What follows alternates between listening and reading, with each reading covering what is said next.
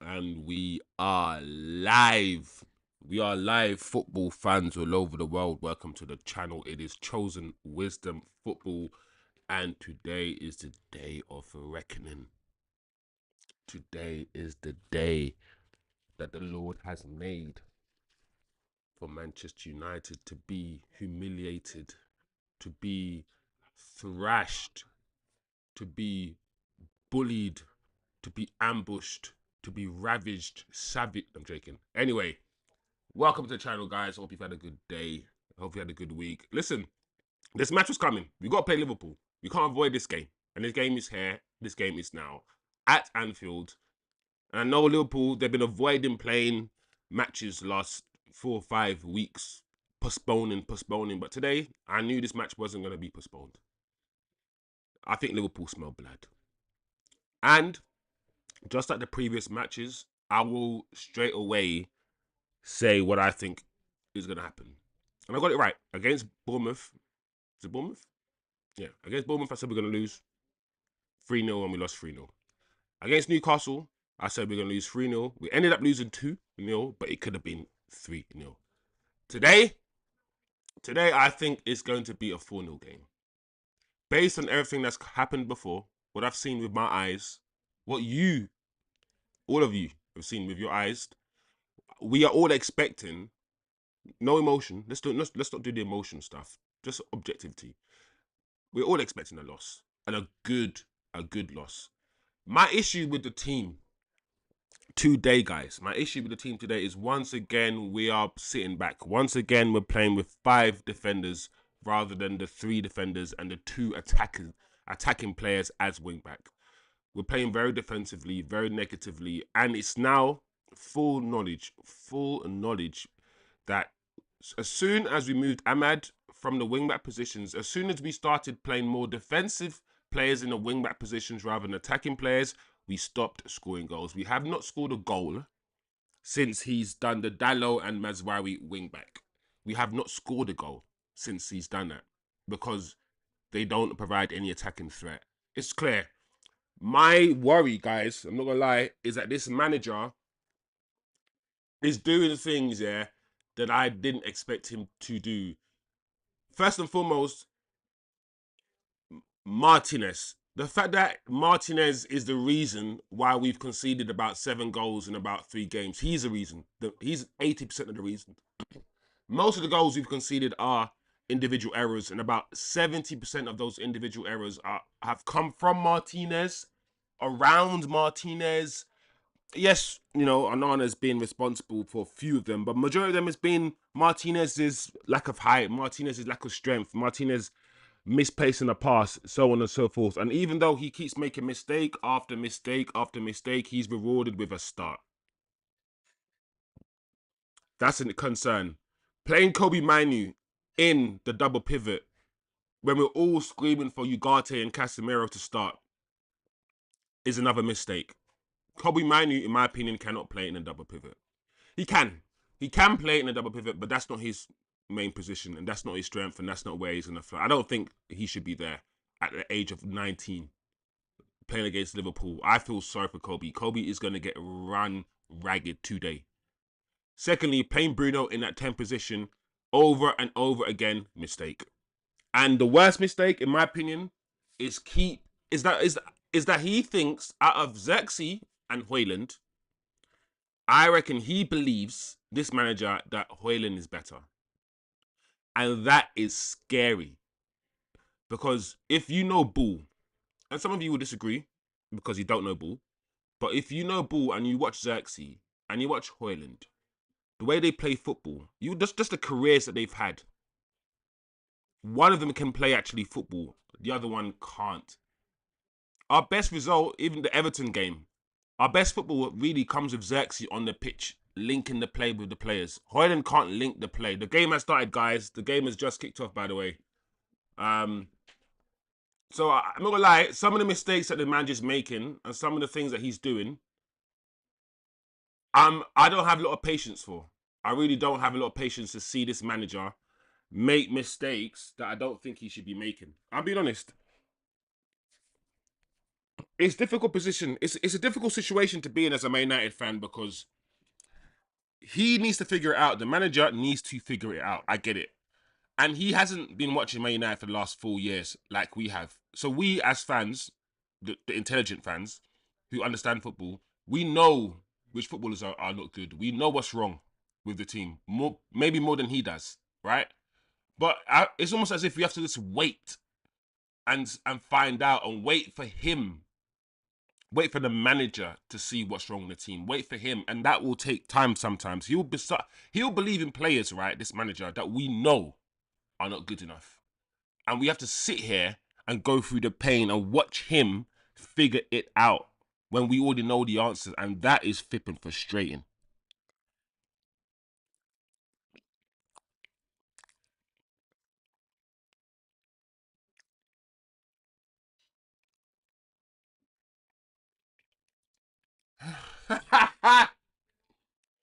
Oh, big up yourself, Oz. Yo, big up Osman. Made me laugh. Ever.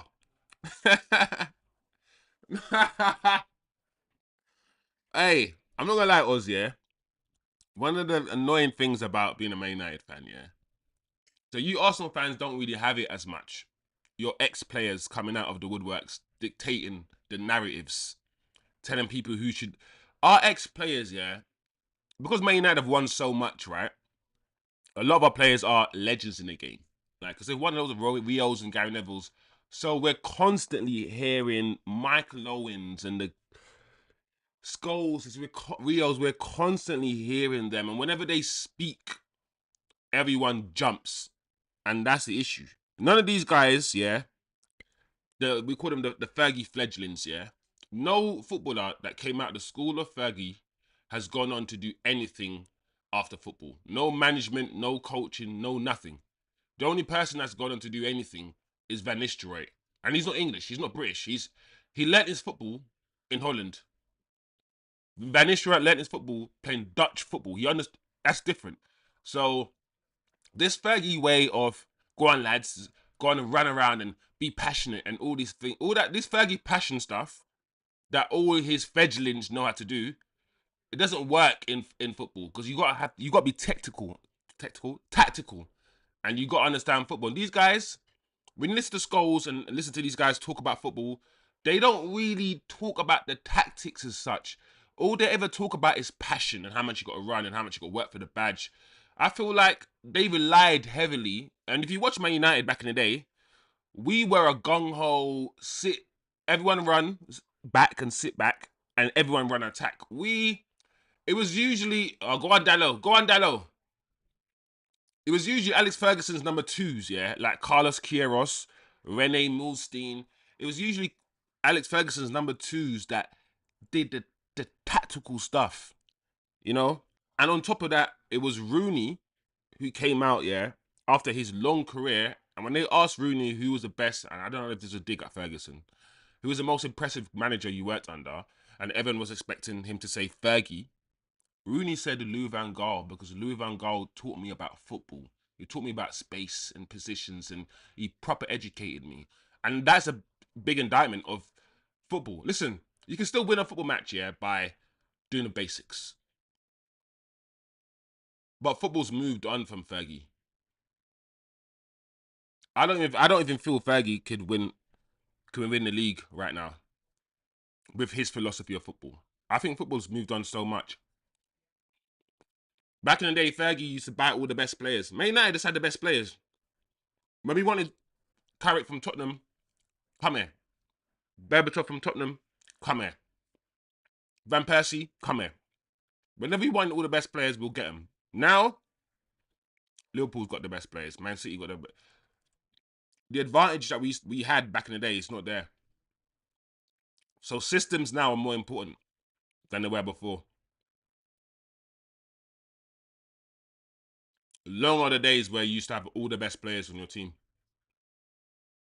Now you got people like Brighton buying Caicedos and all those players. Like what? And then back in the day, if a Brighton had a Caicedo and Man United came for Caicedo, Brighton are not telling us 105 million. Brighton said that's cool. Give us 15 million for him. Give us 20. Now for something like Caicedo, you got to spend 100 million. For Declan Rice, you got to spend 100 million. My lord. Anyway, let me get into this game, guys, because I'm not. Because at the moment, Liverpool look like the most comfortable team in the first 5 minutes. Oh, yeah, Liverpool already putting us under pressure.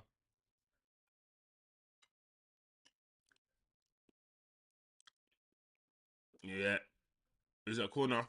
Corner to United. Yeah, so far it looks like we're not looking scared. We will be difficult to play through. I say that while also acknowledging the fact that we have conceded 3 goals and 2 goals in our previous 2 matches. But this system, as long as there's no not a as long as there's not many individual errors, this system should be hard to play through. A 5 at the back system should always be hard to score against, as long as everyone does their job. All right, punched by Onana. Well done. You need Onana's gonna have to start coming. All right, Man United counter attack. Ahmad.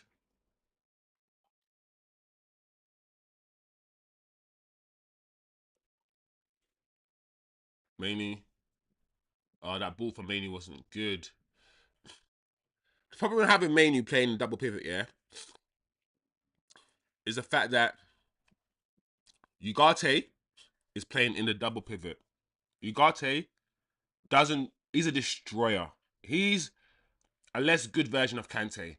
So I think Kante's a better passer of the ball. But Ugarte is basically run around, win the ball, pass the ball 5 yards sideways, right? Right? That's his profile. He is a Gattuso player. He's not as good as Casemiro, because Casemiro could do that plus pass the ball. So Ugarte is just purely just a destroyer. That's it. If you're gonna play that profile in the double pivot, next to him, you have to have a passer.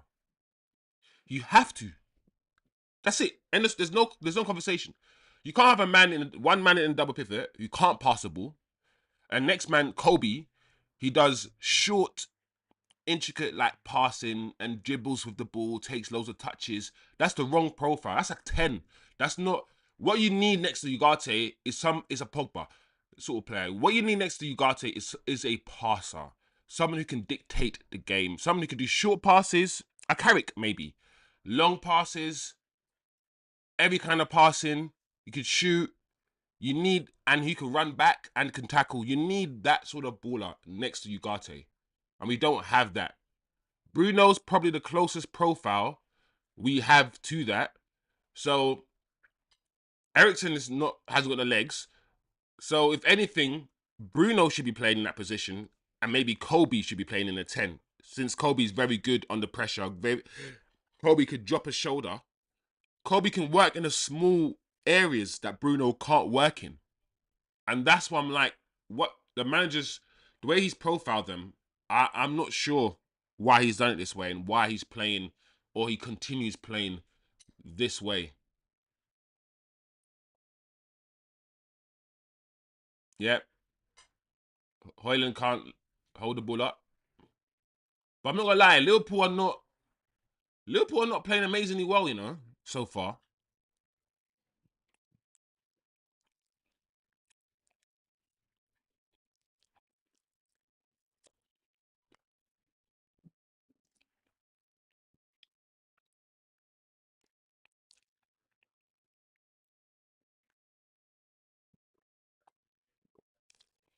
All right,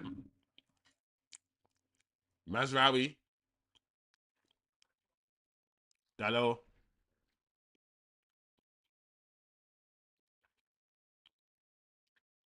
Also, watch the game, guys. Like right now, where's Kobbie? Where's Kobbie right now? Right now, Kobbie is on the left. Right now, Kobbie's actually playing right this second in that number 10, right next to Bruno, right there. That's where he always drifts, right?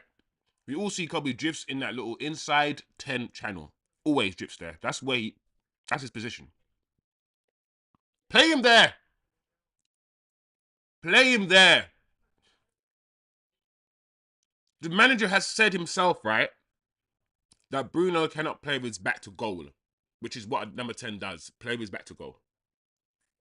But constantly plays him there. The manager has said that Bruno plays better with facing the goal so he can deliver the passes, spray the passes and whatever. Yet the manager keeps constantly playing him in the number 10 role. Maybe. He doesn't believe Bruno keeps the ball well.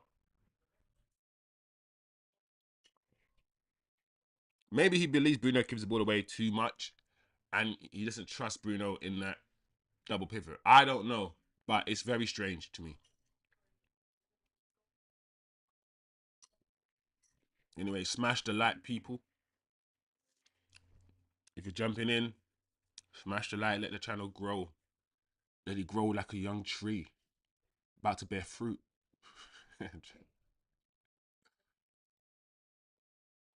No, Kobbie. Seed? Foul.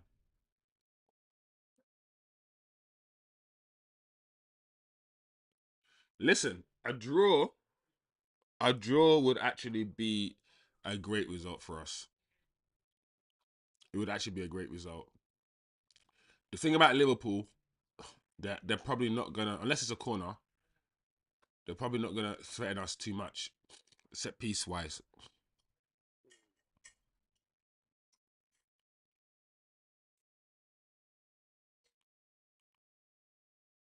That's nice from Liverpool. That's nice. Oh, that's not good. That's not good. Oh wow.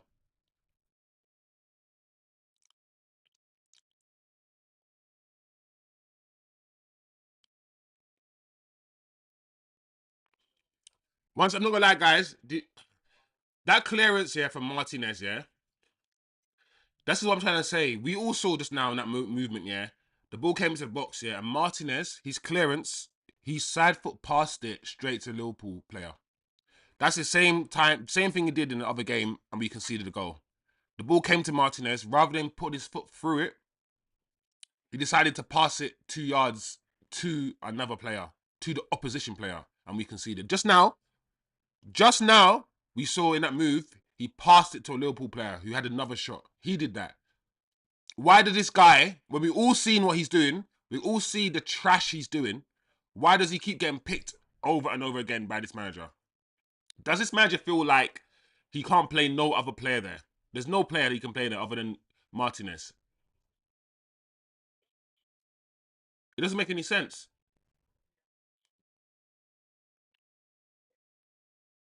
Oh, Gakpo. The angle was tight. The angle was tight for Gakpo. And Onana came out to close the angle down a little bit very quickly. But that's a good move by Liverpool. He looked a bit offside though. He could have been offside. But once again, he ran off Martinez. He lost Martinez for a second. Martinez, I'm going to tell you guys from now. If we concede, just like in all the previous games, we will concede because of a mistake from Martinez. I'm telling you. The 2 chances that they've had have come directly from Martinez.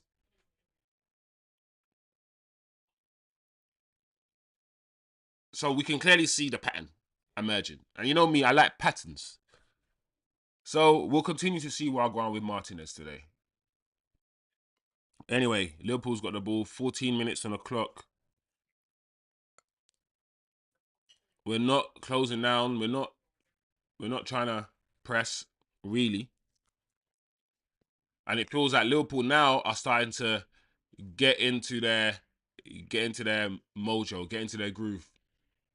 Because the more you stand off a team, which we are doing now, we're not pressing at all. We're not. The more we stand off, of course, the more comfortable they're going to become with the ball at their feet. And that's what we're doing. We're allowing Liverpool to get into the game. Look at this. Bang. What a save from Andre Onana.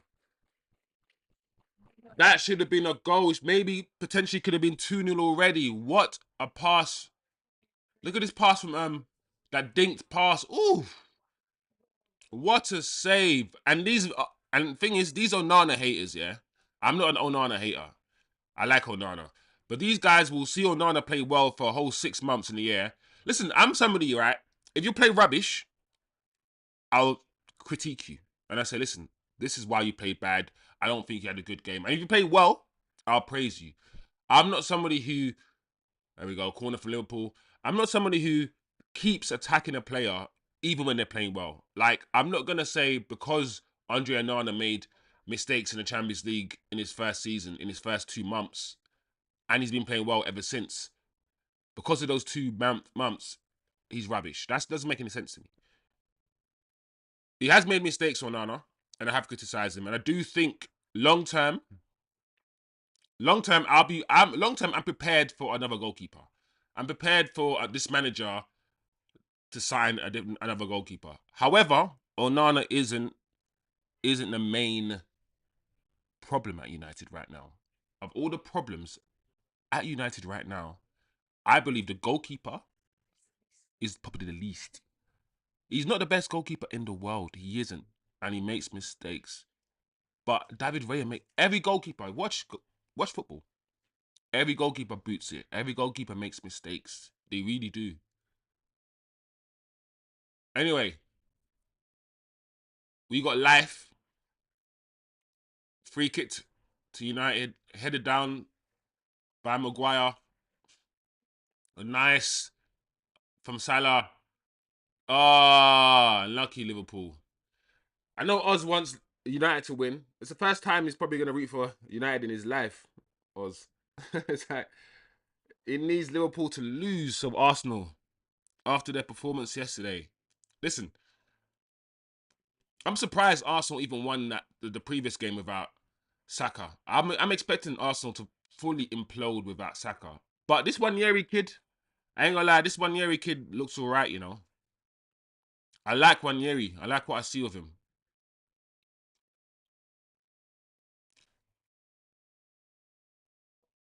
And the thing about Wanyeri is that it's not like he's joining some dysfunctional Arsenal side. It's not like Kobbie right now playing in some dead Man United side. Wanyeri's playing in an Arsenal side that knows what they're doing, so he's gonna look good as well. That's the best thing for any young player's development, man. The reason why a lot of our young players haven't developed is because United aren't United. They're not playing with, oh my gosh, they're not playing with great players. They're not playing with players that are going to teach them or nurture them. They're not playing with leaders.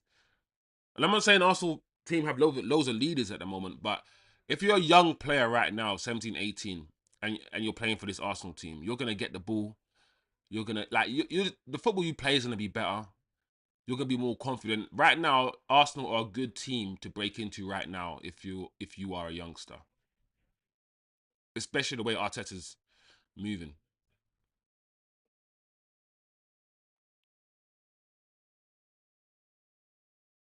Let me see what Cartistic is saying.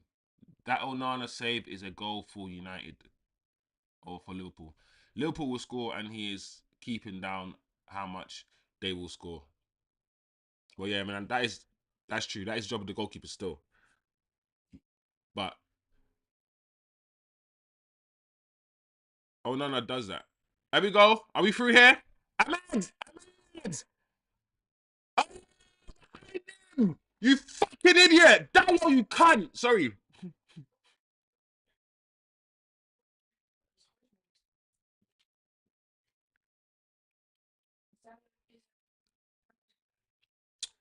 Language. Sorry.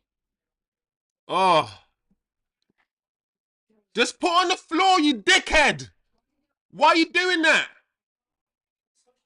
Oh, Dallo, you took the piss with that cross, man.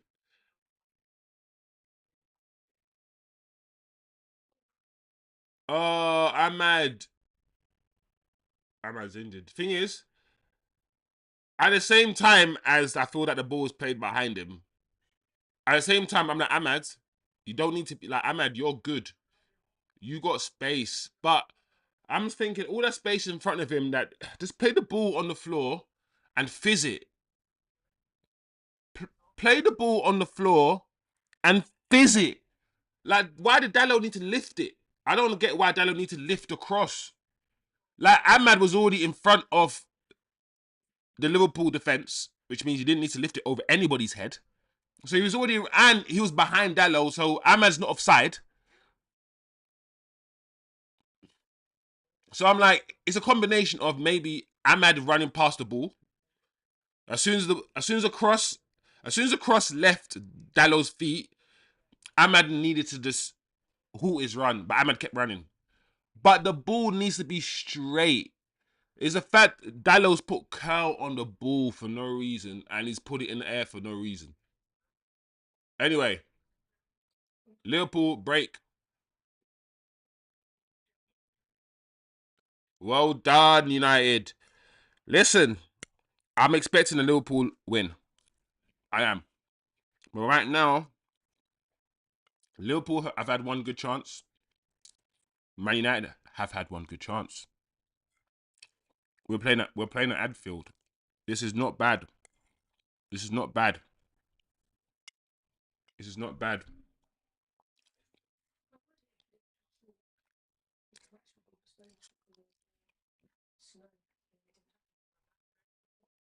Oh, Maguire was arriving. Corner.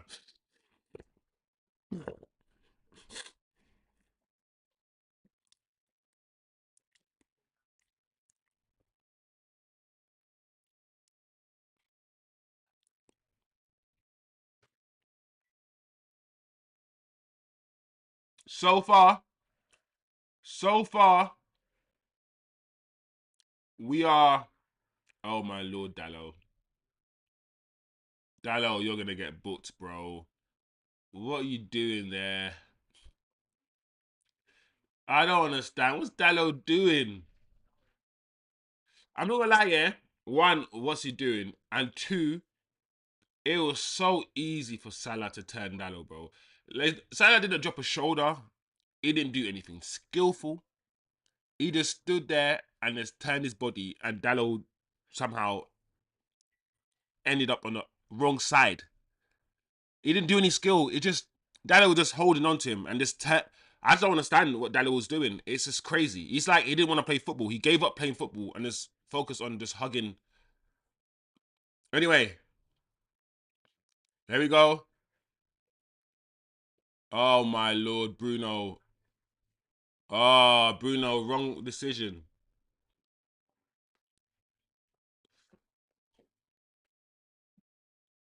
Oh, Bruno, we should have went to Ahmad, but it's all right. Corner to United again.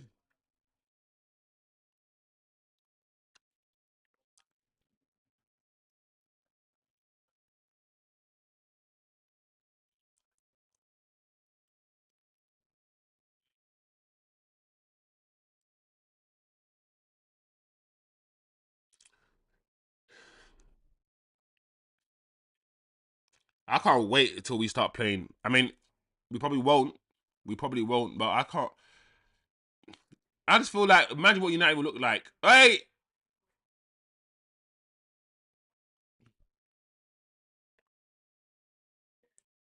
imagine what United will look like with Zirkzee up front, rather than hojlund. And not just the Zirkzee that we've seen, the Zirkzee that we know. Like, when Zirkzee gets used to the league and gets comfortable and starts, like, imagine the oh, this hojlund, man. When I watch him play football, his touch, his control, his body, everything about him just doesn't look like footballer at all. He is. I just don't get. He's got nice power on his shot when he swings his foot, but yeah, man, this hojlund thing's a problem. The issue is neither of our strikers, neither of the two strikers, because I'm not a biased you, neither of the two strikers we have are great. That's the honest truth. Neither of them are. And if I had a choice, put all my bias aside, I would get another striker to displace both of them. But we got two, and they're here. And out of the two, Oh my lord, Hoyland. Oh my gosh. He's going back to not controlling the football again. Ah.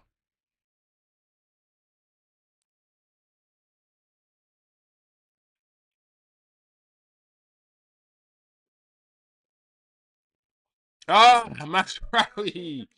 Masraoui with the little nutmeg, that little dink, that little.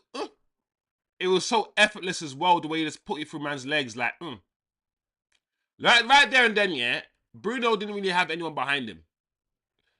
And this is what I'm saying. Bruno can't play with his back to goal. He doesn't have the awareness. Bruno could have just turned. Bruno could have looked behind him like,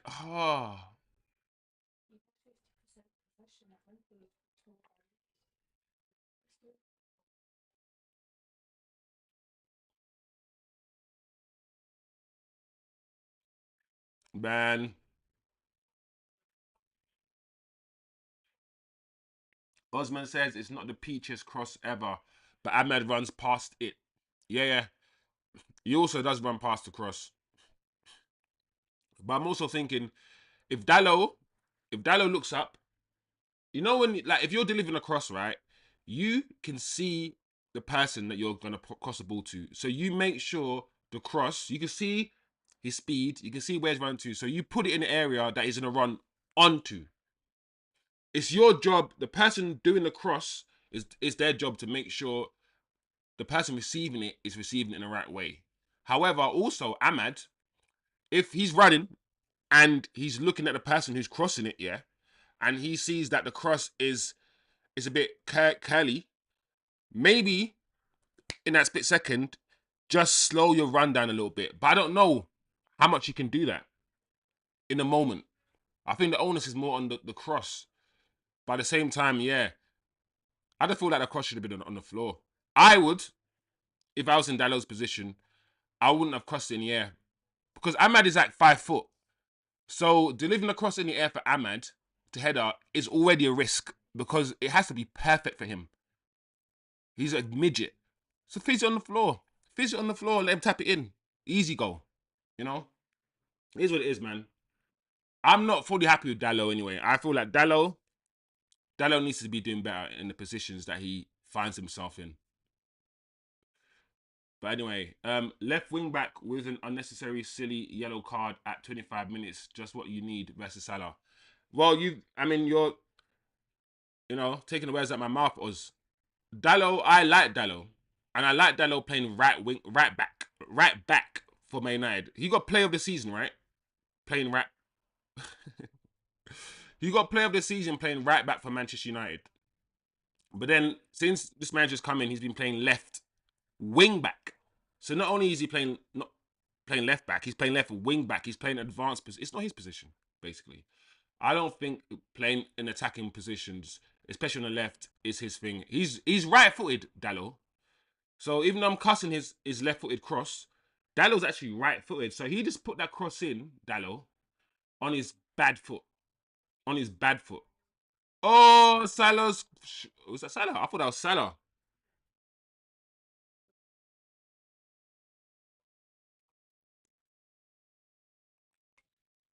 I'm surprised he got so much space, man. Gravenberg.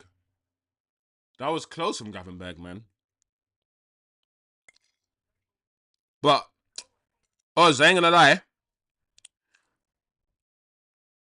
Dalot, you know when I said, like, there's some players who aren't rubbish, yeah, but just won't fit into the system.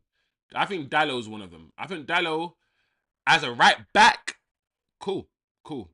He plays right back for Portugal. He gets into the Portugal side. But wing back and what's required of him in the wing back roles, especially left wing back, that's not his position.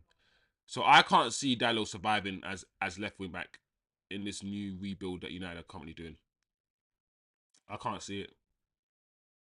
And it's not because he's not good, it's because he's just not his position. That's all.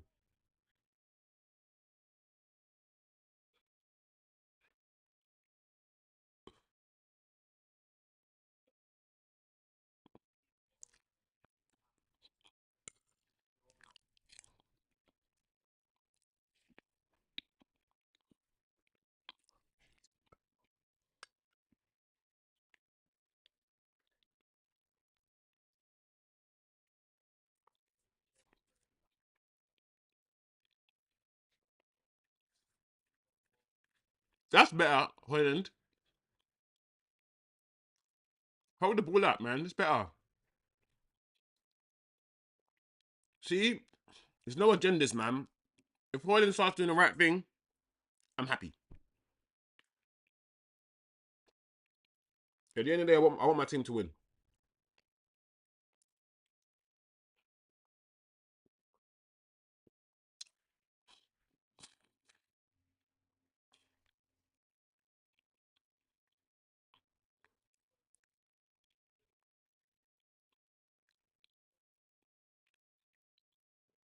Give it.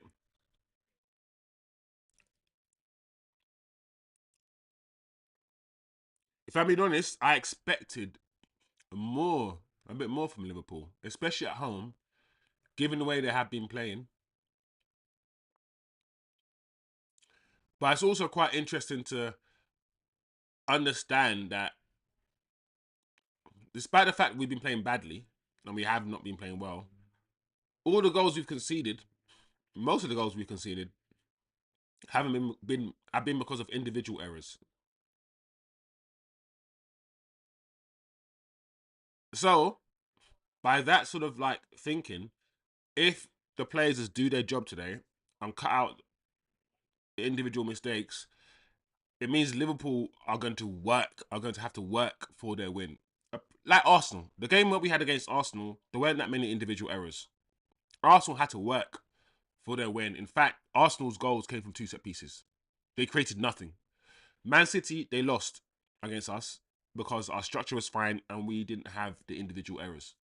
So as long as our players don't do bozo things, as I said before, this system should really take care of, you know, take care of that. This system is as defensive as any other system, or as as attacking as any other system, depending on how you use the wingbacks. If you got wingbacks who attack as in wingers, then the system can be attacking as hell. If you got defensive minded fullbacks, this system can be as defensive as you need it be, and you could put 2 DMs in the double pivot to make it even more defensive. By the way, guys, the camera might have frozen. If the camera's frozen, I apologize. And we'll get it back as soon as we can, guys.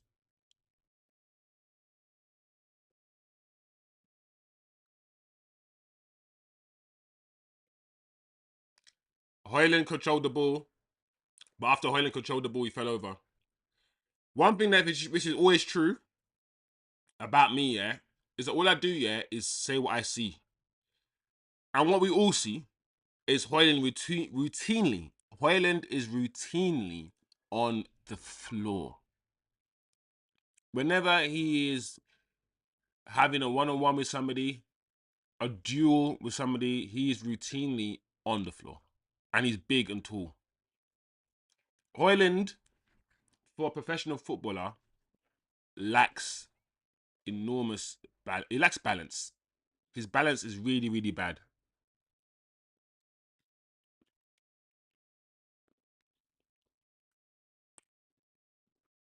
By the way, guys, camera is down for a little bit. It does happen sometimes, but you can still hear my voice, and I'm just working to bring the camera back. It's to do with the connection, my wireless connection. So yeah, I'm just working on that for a little bit. But the camera usually is back in a few moments. So just give it a little bit, and I'll be back.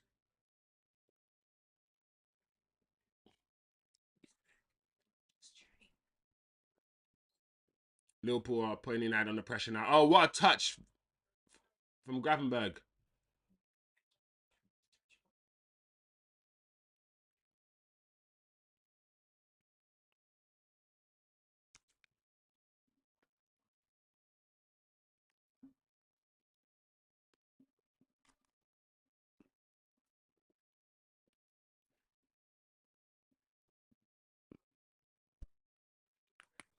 How's it look?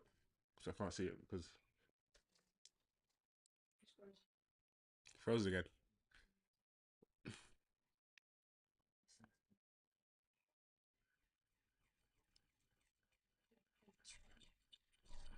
Anyway, guys.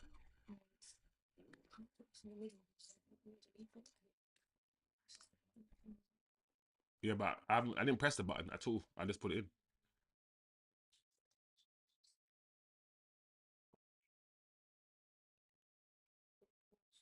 Anyway,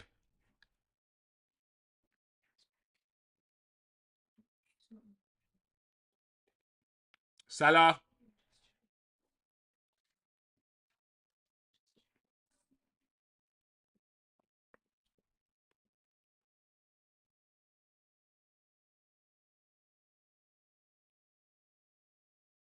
Oh, Liverpool on the attack. Liverpool are putting pressure. Here we go. What's this? What's gonna? There we go. Looks like the camera's back. Woo.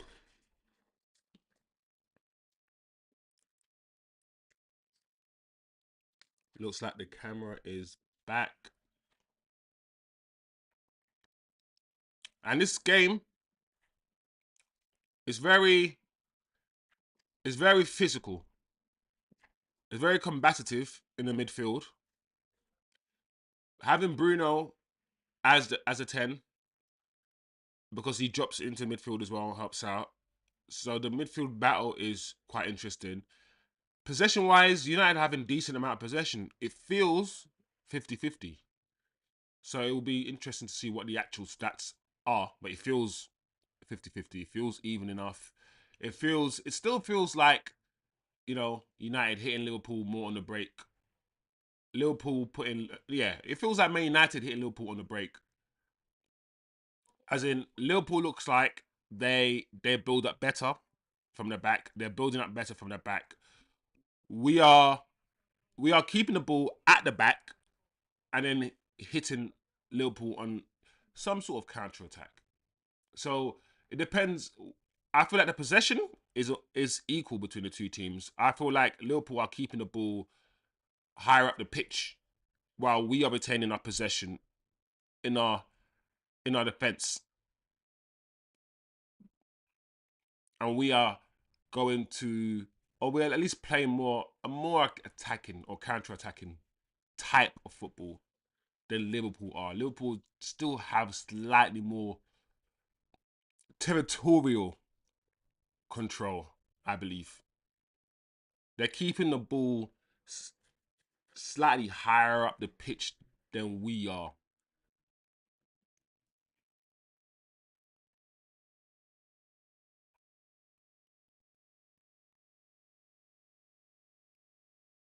It's still early days. It's still only 38 minutes gone. So everything's looking all right now, but we just don't know. All it takes is one little lapse of concentration, and we've seen that.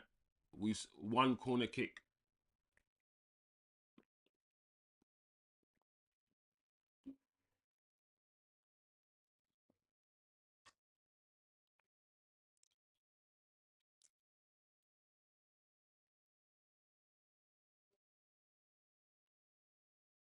Give it to Maguire. Why are you going long? Oh, there was no need to go long there, Dalot. Just give it to Maguire and keep the ball. That's a perfect example of how we're playing. The way Dalot had the ball there, and he seeked to go long to hojlund. And I feel like that's what the manager is doing. I feel like the manager is playing hojlund. He's playing hojlund because hojlund can stretch the teams. He's giving up on playing possession football. He's playing a type of football that stretches teams, and that's why he's playing hojlund.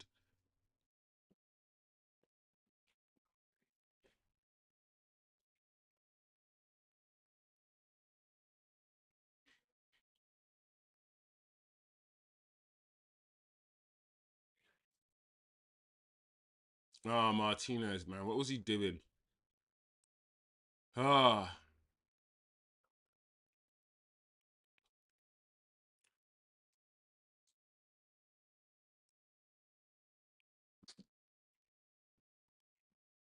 oh, yeah, that's gone up, Dalot.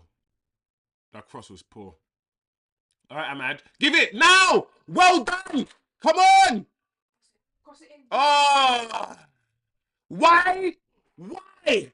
Why does Bruno always do the Rabona? Outside of the foot. Outside of the right foot. Outside of the right foot. Every time he wants to do something important, every time it matters, this guy decides to do some outside of the right foot pass, bro. Use your left foot. It's okay. Stop with the outside of the right foot, Rabona bullshit. Bruno, please. I've seen him do it 3 times in this match. And it's failed. Just do the normal pass. You don't need to do that in that situation. Just do a normal pass. With your left foot, side foot, into the box. This Bruno guy, he tries a... The problem with Bruno is this. Numbers.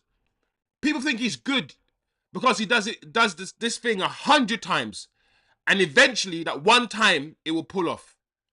And when it pulls off that one fucking time, yeah, all I hear is Bruno's the best player in the world. Oh my lord. Finish! Rasmus! Oh! What are these fuckers doing? Score, Rasmus! Asmus! That's what I'm saying. If we concede now,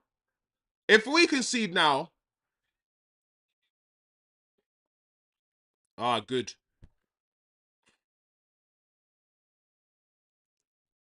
Bro, I don't understand. Oh my lord, that was bad defending. Is that... And look, listen, our man's on side. Think about Rasmus Hojlund's on side, yeah? Any finisher. Why is he kicking it? I'm not gonna lie, yeah. Look at that finish by Rasmus, yeah. Look at that finish from Rasmus, yeah. He's not gonna get no heat, yeah, online. If that was Zirkzee through on goal right now, if that was Zirkzee through on goal and he just kicked it. Thing about it, yeah. Man was through on goal 1-on-1 with the goalkeeper, yeah. You either try to dink him because you think the goalkeeper's gonna go down, so you might dink him. Or you aim for the corners. Bottom left, bottom right. Wherever corner looks open. Or everybody knows you try to fucking put it through his legs. This guy did neither of those things. Rasmus Hojlund was through on goal, and the shot he let off was directly at the goalkeeper, first and foremost. Secondly, it was a perfect height for it went straight in the goalkeeper's arms. So he didn't fizz it through his legs. He wasn't trying to fizz it through like bottom corner. He wasn't trying to dink it. He just kicked it mid-height with zero oomph, yeah, straight into the goalkeeper's arms while through on goal, and nobody's gonna get annoyed at it. £72 million, bro. I'm sorry, I ain't gonna let it go because I hate this guy. I try not to have agendas. But I cannot stand the fact, yeah, that this brother, this Hojlund guy, walks around in our pitch, yeah, plays shit every fucking game, and nobody cares about it. He just gets a free ride. £72 million. I'm tired. Straight into the goalkeeper's arms, and I'm supposed to sit here and be like, "Good, Rasmus. You tried hard, Rasmus. Good." And if Zirkzee did that, I'm supposed to sit there and go, "Boom, Zirkzee, you're crap." After 2 months of being in the club, 3 months of being in the club. While Hojlund, I'm supposed to be like, "Hojlund, it's okay, Hojlund. 72, 75 million pounds. You're trying hard." Zirkzee, 30 million pounds. Oh, die. Get out of my club. No. I'm not having it. I'm not having it. Not on this channel. So we're going to keep it 100 on this channel. Hojlund, that is bad. That is poor finishing. If no one else is going to say it, I will say it. That's shit. Shit. But at the end of the day, oh my lord. No. Well done, guys. Clear it.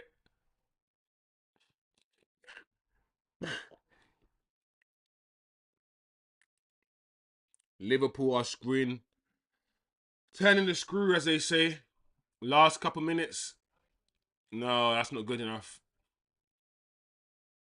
So, I can officially say,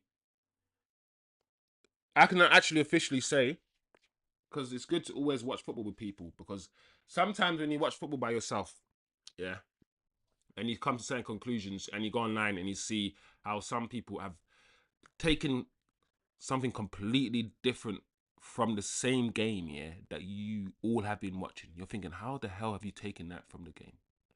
So I'm glad we can all see. We, Man United, have actually had, now that the second half is coming to an end, I would say we've had probably the better of the chances. Would you say that we United have had the better of the chances? Think of the chances we've had. Yes, Liverpool had 1 or 2 shots, but Ahmad's chance is a chance. Hojlund's chance is a chance. Bruno had a shot. Like, we've had opportunities to score that we haven't taken. And I feel like the opportunities that we've had to score have probably been more clear cut than Liverpool's. And this is at Anfield. So it's interesting. Because after this performance, yeah, I bet a lot of the, oh my gosh, what is that? Maguire, that, oh my gosh. Anyway, the first half has finished, people. The first half is done. We can all take a breath. I mean, I need to take a breath because I'm not saying the game was overly exciting and overly entertaining for me to take a breath, but I was just annoyed with what I saw in terms of the finishing, in terms of some of the decisions that our attacking players have made, especially towards the end of the first half. Because I know that if the finishing was better, the decisions were better, we would be in the lead right now against Liverpool. And I also feel that we're not gonna get. I don't feel like we're gonna get many chances. I feel like we're not taking these opportunities, and we need to, because I don't. Liverpool are not playing that well. Like, based on what I've seen from Liverpool this season, this is what I'm seeing. It's not great, and I'm pretty sure they'll be annoyed. I'm pretty sure two things are going through my head. One, we are Liverpool are not playing their game right now. They're not. They're not. Secondly, we are more involved. We're playing better. We're probably playing more to our strength. And it makes me feel like the manager could have done better before. You know, we're playing differently. Every man is behind the ball. That's how we're playing, and we're also not pressing as much. So we're not as aggressive as we usually play. We're not pressing Liverpool as we usually do. And if you watch the game, watch the first half, watch Liverpool's back line. Liverpool's back line is quite high. A few times, yeah, we've almost been through on goal because of Liverpool's high line and playing hojlund. So while I do like Zirkzee, and this is why football is complex, while I do like Zirkzee and Zirkzee is a better footballer, this is why profiles are important. If Zirkzee was playing, we would not be stretching Liverpool the way we're stretching them with hojlund. We wouldn't be. That's true. Hojlund, a few times we've delivered a few passes over the top, and while his control's not there and his fundamentals are not there, he's still able to worry them the other way. While Zirkzee isn't, he's not worrying them that way. So that's the thing. I feel like with football, it's not just about quality of players; it's about profiles of teams. And I also believe that Manchester United, the profile of the team and the way that we set up, we're not right for Liverpool. We're all wrong for Liverpool. I feel like Liverpool need Mo Salah and Gakpo and these guys to be in space, just like Liverpool, and just like Arsenal need their wide forwards to be in space. And the way that we play with our five at the back, we don't give the Martinellis and the Sakas and the Salahs and all those wide forwards. We don't give them a lot of space to do their thing. We don't. So that's also something that's very clear. We're doing all right. We're doing all right largely because we let them have the ball, and we're crowding them out, and we're sitting back. we're sitting back. So when we attack, we don't look dangerous unless it's a counter attack. In transition, we look a bit dangerous, but it's the final pass. It's the final ball that we're not doing, that we're not delivering. So that's how I've seen the first half. Good. At the start of the stream, I said 4-0. So far, the way that we played has surprised me. The way that Liverpool played has surprised me, but we'll see. As usual, guys, let me see some comments before I take a quick break and return for the second half. Oz, what are you saying, Oz? Defending well enough to hold Liverpool at bay. Long way to go, but there is potential for a 1-0 smash and grab. I agree. That's how it feels. I feel that, as I said before, Liverpool haven't had too many clear-cut chances, while we probably have had 2 or 3 more clearer chances than they have. So it feels like it could be a 1-0 smash and grab. I hope. Not for Arsenal's sake. Don't get twisted. For United, we just need to pick up points. But yeah, it is what it is. Anyway, you know how in a 1v1 the goalkeeper sometimes overcommits and makes the attackers mind up for him. Hojlund on that chance made the goalkeeper's mind up for him. Oh, that's an interesting point. Hojlund made the goalkeeper's mind up for him.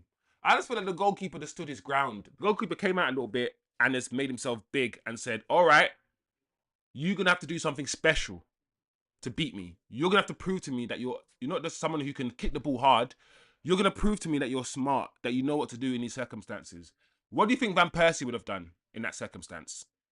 Do you know what I'm saying? What would you think Henry?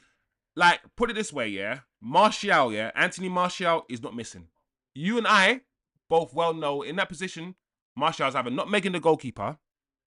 He might be just scooping it. And Martial can do the high scoop, where he scoops it high over the goalkeeper. Martial's scoring that chance. Or Martial is using his right foot and he's wrapping it into the top right corner. Martial doesn't miss one-on-ones. He doesn't do that. He doesn't do these things. He doesn't miss one-on-ones. You can say Martial doesn't get into positions. He's similar to Zirkzee in terms of he's a false 9 and all these things. But if he's in one-on-one position, he's a baller. He's teched off. That goalkeeper said, listen, I'm here, standing my ground, arms big, I'm wide. In order to score past me, you're gonna have to do something special. Slot it into the bottom corner with supreme accuracy. Kick it through my legs because to get it through the goalkeeper's legs, yeah, in the angle, you got to fizz it. Because the goalkeeper, when you watch goalkeepers, they like to go down, yeah, with their knee and their leg. And they go down with their knee and their leg stretched out to avoid that nutmeg. So in order to nutmeg the goalkeeper, you got to get it quickly through his legs before the goalkeeper drops down to block the nutmeg. These things are things you learn. Like in training, yeah, you do this one-on-one situation so many times. The point is this. This is the point I'm trying to make. Haaland is not a goal scorer. You know, like people who scored, like, I reckon even that what's the Arsenal striker that you guys sold to Crystal Palace? Eddie. I reckon Eddie scores this. I'll tell you why. Because there are some people who, in the youth team, have scored 100 goals. And being a striker is about muscle memory. If you scored 500 goals, yeah, in your career as a striker, from age 11 to age 17, it means you scored 100 different types of goals. You've been in 100 different types of scenarios. You know how to score. You're Jermaine Defoe. If you're Hojlund and you've only scored about 30 goals from the age of 15 to now, about 30 goals, and you've only scored about 10 goals in your whole, let's say you scored 25 goals in your whole adult career. You're not a finisher like that. You're not a finisher. You're not somebody who just, you're not Crespo. You're not somebody who just knows, you're not Owen. You're not someone who just breathes goal scoring. You're not that guy. And that's my issue with Hojlund. On top of that, his technical ability is not good. His ability to control the ball, hold the ball up. He can't pass the ball. Hojlund is not going to get the ball and deliver a 30-yard pass like Zirkzee would. Or even a 15-yard pass. His fundamentals as a footballer are so bad. The ball bubbles up on his feet. hits his knees, he falls over. He's just terrible. Anyway, guys. Anyway. Oz, what are you saying? Trent looks not up for it. He's daydreaming about the Madrid sunshine. What's you guys' opinion on Trent? Because I feel like this new Liverpool system have released some sort of energy, have given Trent a new lease of life. I feel like we all know, right? Trent defensively is shocking, right? So Liverpool and England have tried their best to recreate and redefine certain roles just to put him in the team. England tried to make him drift inside and all these things, so so we can use his right foot, and it failed. But Liverpool seems as if they've created a system where he's not. He's still defending. He doesn't need to defend as much, and his attacking ability is used is his attacking ability is what's got him in the team, basically. What keeps him in the team, and not his defense. And I think Liverpool and Slot has just edited their system so Trent's strengths, attacking strengths, are more highlighted rather than his defensive weaknesses. While today, we're seeing a little bit more of those defensive weaknesses that we know Trent has. This season, we haven't seen it. We haven't seen it this season, but today we've seen it. So I hear what you're saying, Oz. I hear what you're saying. Thing is, yeah, Slot, what Slot's done, yeah, Slot hasn't even changed. I don't feel like Slot has changed Klopp's system that much. I feel like this Liverpool team is less gung-ho. It's less. They use a midfield a bit more. The Klopp's Liverpool team their defenders will go straight to the attackers. The ball will go from Van Dijk straight to not Saka. Yeah, not Saka. Salah. Whereas this Liverpool team, I feel like the midfield's more involved. I feel like they defend more as a team, they attack more as a team, and I feel like this Liverpool team have more of a know-how. They have more of a know-how. Today they're not showing it as much, but in general they do. Anyway, regardless of result tonight, I appreciate United putting the league on notice that Liverpool are gettable. Too many teams are overly timid of them. Good point. Good point. If anything, what this first half shows, and it depends how you look at it, because if you don't rate Man United, right, and you're seeing this, you're thinking, rah, Liverpool are Liverpool are gettable. Liverpool are gettable. However, if you're looking at this match as, do you know what? Man United are actually playing a lot better. On top of the fact that Liverpool are not playing well. But Liverpool are still gettable, and that's one thing it's showing. So it's giving if it's giving Arsenal fans hope, fair enough. I don't want hope for Arsenal fans. I don't want Liverpool to win the league. Don't get twisted. I do not want Liverpool to win the league. And if I'm being objective and not emotional, just objective, I need Arsenal to win the league. However, we are emotional beings, and I can admit when I'm being emotional. And right now, I'm being emotional. So based on just my emotions and my proximity to Arsenal fans, and I say this all the time, I don't want Arsenal to win. And it's not all Arsenal fans, but the ones that I know are just dicks. They're just dummies. So that's just it. That's it. I don't know many Liverpool fans, and the most Liverpool fans I know, they're usually quite chilled and humble. There's hardly any Arsenal fans I know that are chilled.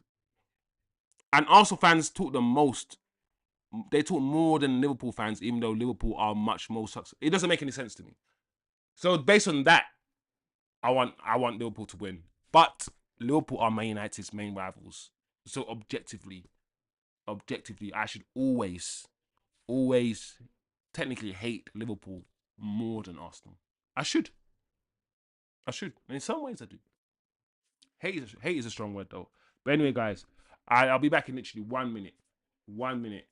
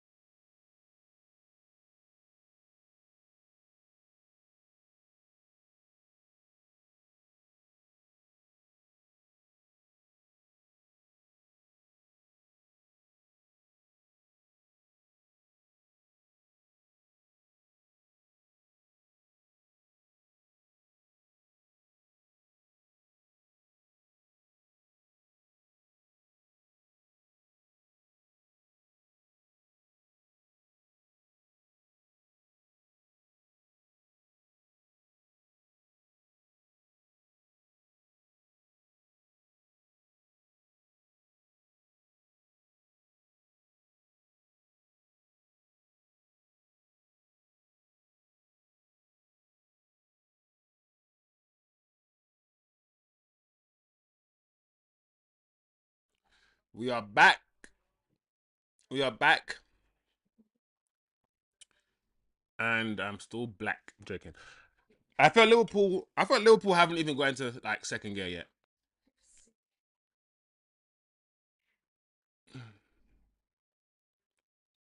Like they haven't got into second gear yet. So we'll see what happens.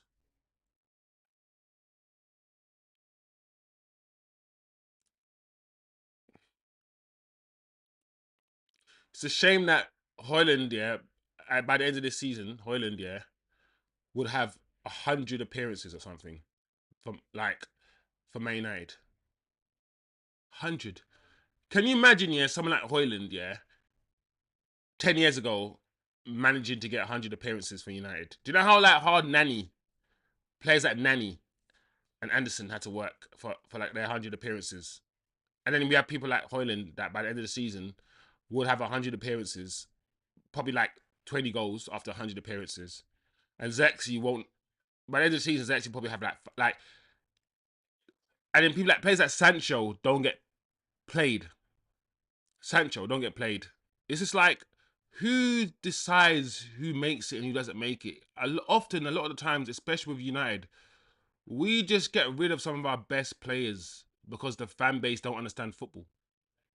Like the fan base here, if you're a winger that doesn't kick the ball and run like a Rashford or Garnacho, if you're like a Sancho type of winger, they will never rate you.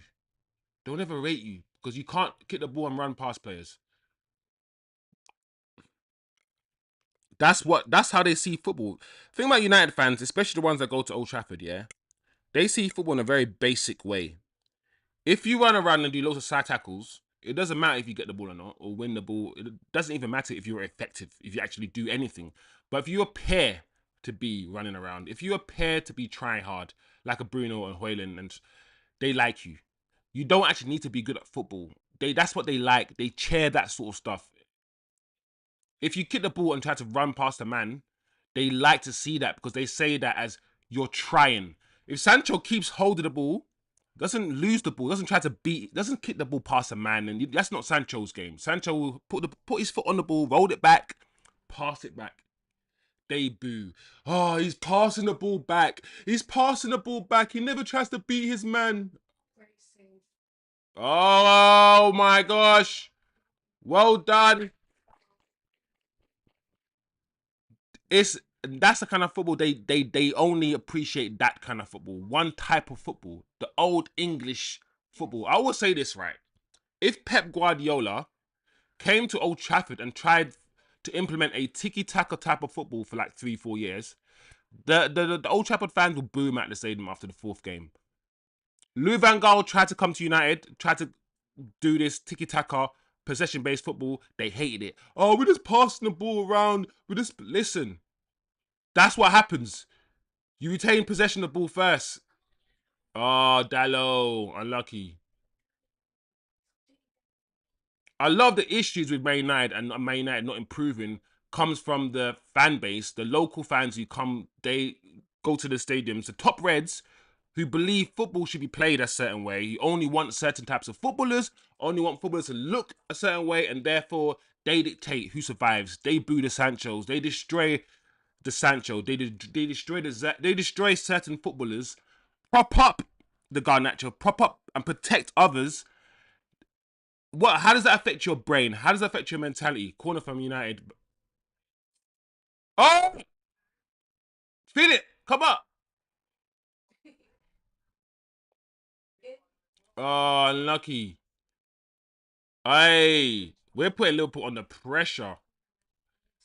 Yeah, so Man United fans, matchday going fans, like I said, they're a big problem. A big problem.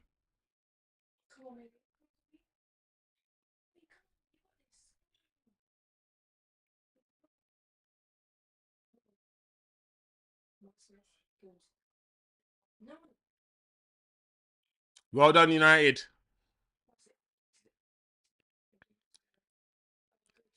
Well done, Bruno. See that Bruno ball there in that deep position?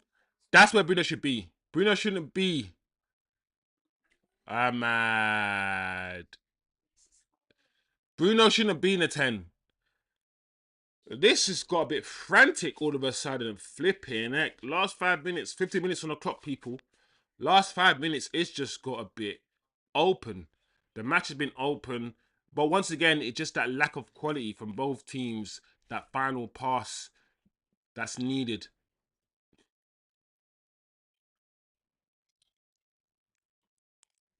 Listen, after Arsenal's draw, they need Liverpool to lose. They need Man United to do something. So I know Arsenal fans right now, they're all United fans today. You're welcome. If you beat Liverpool today, guys, Arsenal fans, you're welcome. Ahmad died.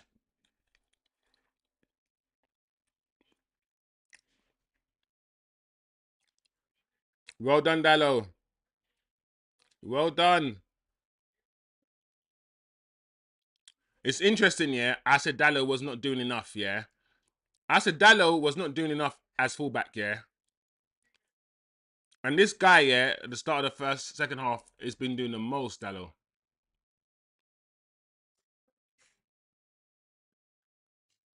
Well done, Lissandro.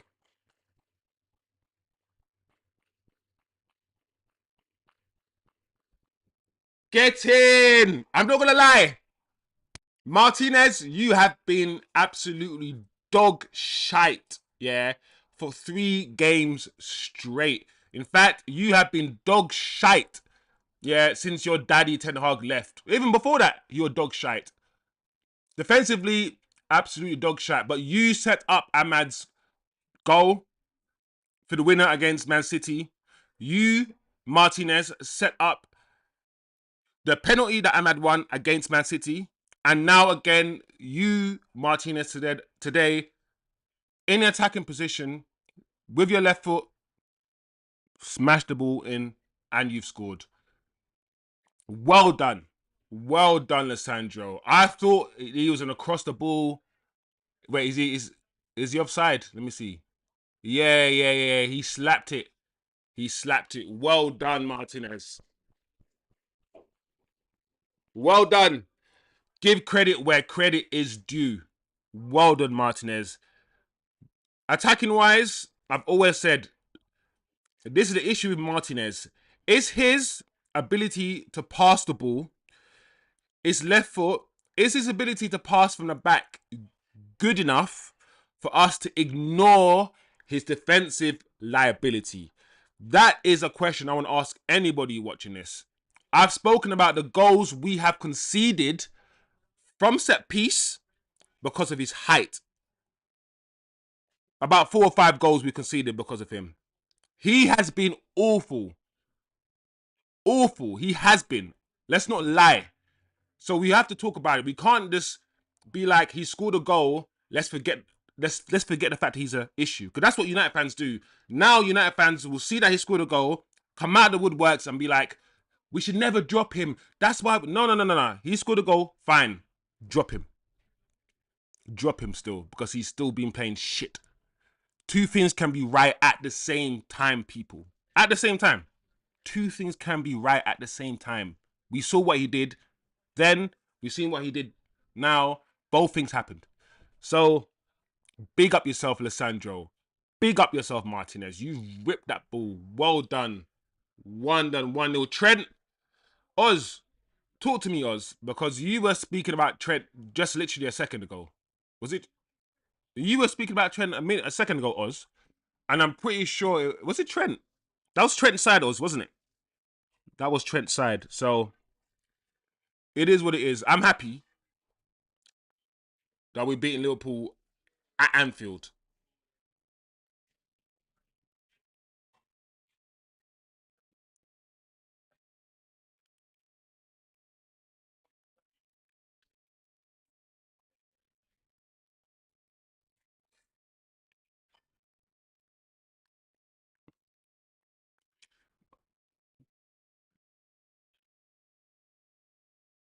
This guy. Wow, that was shock so pure. Absolute. Yeah. Lissandro. Hey, Oz. Put it this way. Put it this way. Hojlund, yeah, is not striking a ball the way that Lissandro struck it. I've been watching, yeah, Hojlund for a whole year. He's not striking the ball like that. So also, as I said, Oz, everyone has been talking about how good Trent has been. Once again, he was a liability defensively on that side. So it is what it is. And now look, we are putting Liverpool under pressure. I can see us scoring a second goal, man. Wow. Liverpool are looking normal. Liverpool look rattled like a baby. Oz, when I made the 1-0 prediction, I was gonna make a Maguire joke. Yeah. Do you know what, yeah? If we did win 1-0, and if I was gonna predict oh, there we go. If we did win 1-0, I was gonna predict a goal from a defender as well, to be fair. Because Hoyland ain't scoring. He's not good. Oh, well done. Well done. Liverpool are looking funny right now.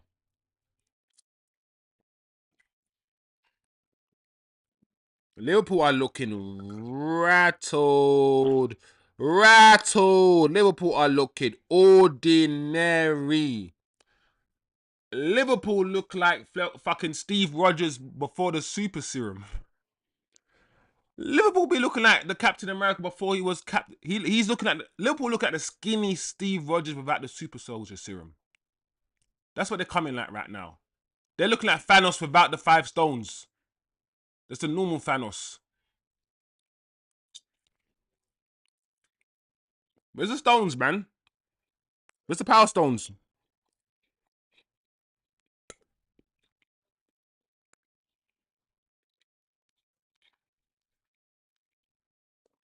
Oh.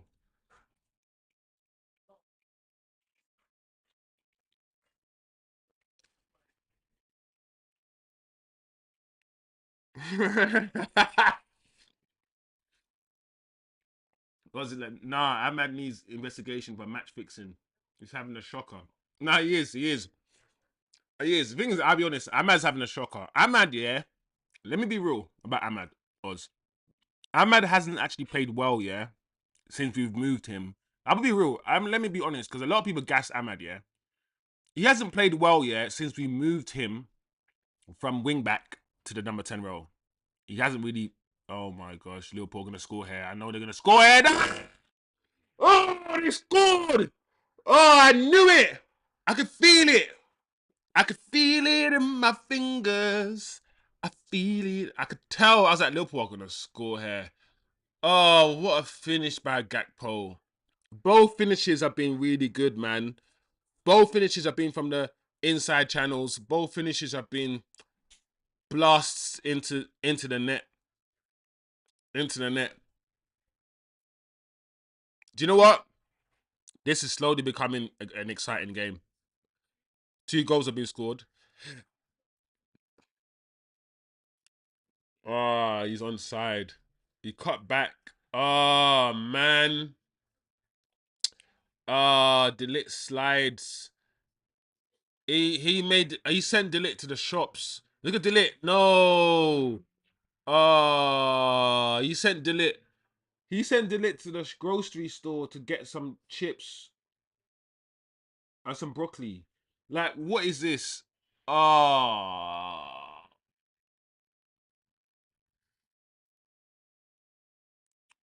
And the thing is, yeah, like it was into the top corner. It was like, yeah, yeah, 1-1. 1-1, man. Ah, man. Ah, he wasn't even offside. I get why Delit did that. And if I'm Delit, yeah, I would have done the same thing probably. I would have tried to slide in and get there. But the way that he sent Delit, ah, the fake shot and he sent Delit. Oh man, I feel like I feel like he sent me as well. I need to go to the shop with Delit. I don't feel like Delit can go to the shop by himself. Like I feel like that sent me to, man. That chop back, yeah, yeah. There's nothing nobody can do about that. The goalkeeper can't do nothing about that. The way he scored that, I ain't gonna lie, yeah, that finish is cold. That finish was cold. It was cold. It was a good goal. Like I can't lie. It was a great goal. Yeah, like the goal. I feel like the defender has to make. I feel like Dalot has to rush in. He has to do that large ditch sort of challenge thing. He has to. Right, Salah's in the box. Clearance. Take your time, guys. Take your time. Dalot. Good.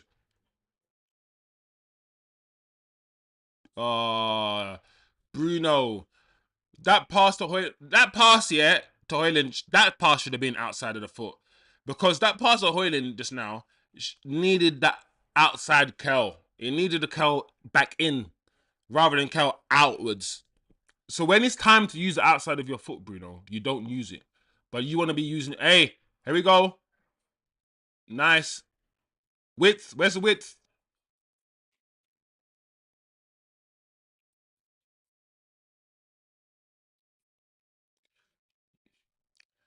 Hojlund.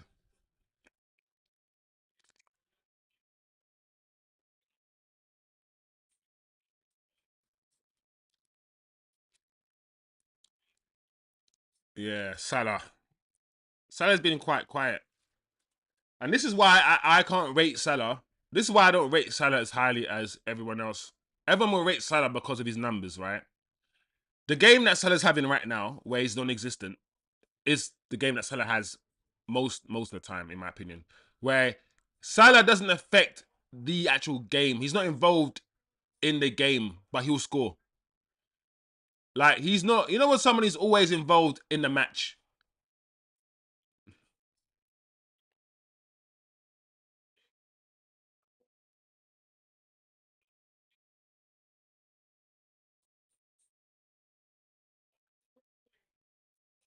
Yeah, Salah's one of those guys, yeah, who the ball will bounce off his feet, he will bob off his feet, like, but he will always produce. He's basically a guaranteed goal, man, a guaranteed assist, man. But he won't always. He won't control the game. He won't always get involved in the game. He'll go missing large parts. That's Salah, and because of that, I can't fully rate him as like Neymar and Messi. I can't rate him up there at that level. He's not that, but he's a very But Salah, like Salah's not as good as Henry, and but his numbers. When football's in about 5 years' time, we're gonna be talking about Salah as probably the best ever because his numbers are absolutely ridiculous. But he's not good. He's not as good as Henry. He's not as good as Rooney, in my opinion, and those sort of players. But that's my opinion anyway.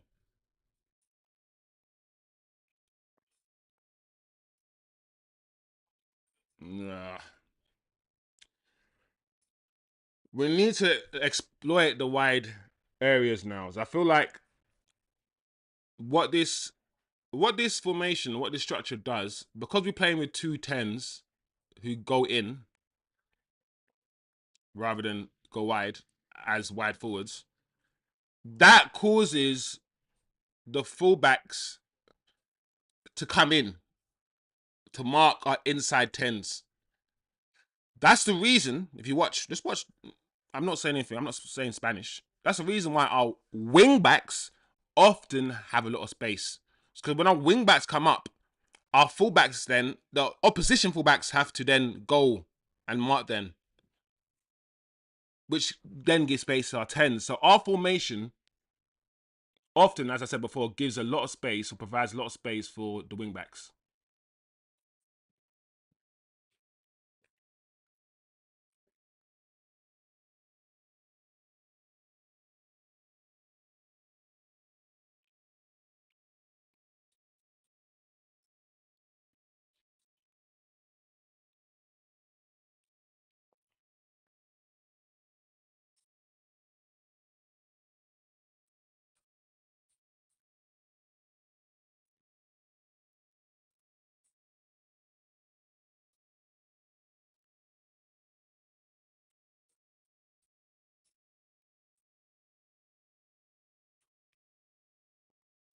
Oh, between the lines there, Liverpool, Gakpo.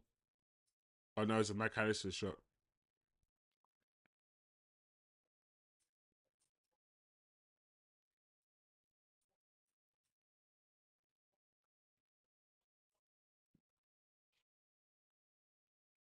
Oh, ugarte.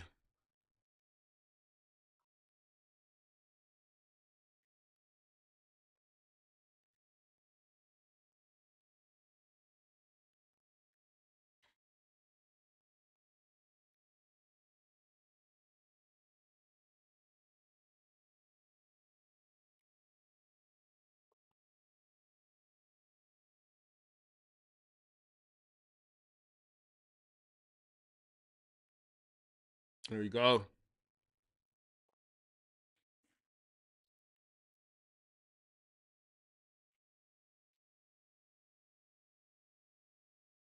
Oh, chop from hojlund. Ah, handball.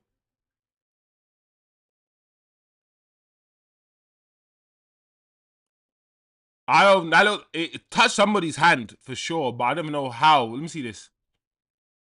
Oh,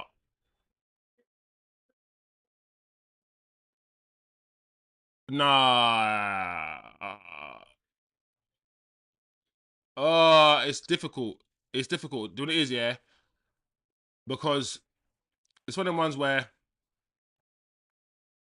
his hands, his hands are up here, right, and your hands shouldn't be up there. Your hands shouldn't be up there. So I get that, but the proximity from when the guy it hit the other guy's head and then it hit his arm, there's like a meter gap, yeah, between the Liverpool player's head and Delit's arm. Because of that distance, it's so short, yeah. I'm hoping that the referee sees it and be like, listen, there's nothing you can't move your hand away.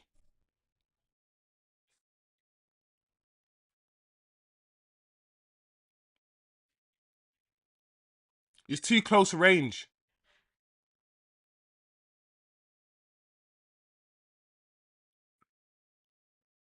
I don't understand why that's given. Oh, that was never given as a penalty before, bruv. That's deflating. I'm not gonna lie, guys. That is deflating. He's headed it. The only reason why I was a bit concerned, yeah, is because his hands are high up like this. His hands are up like this, and there's no reason for his hands to be up that high anyway. But but what can you do if your hands are there in anyway, and the ball's not coming anywhere near you?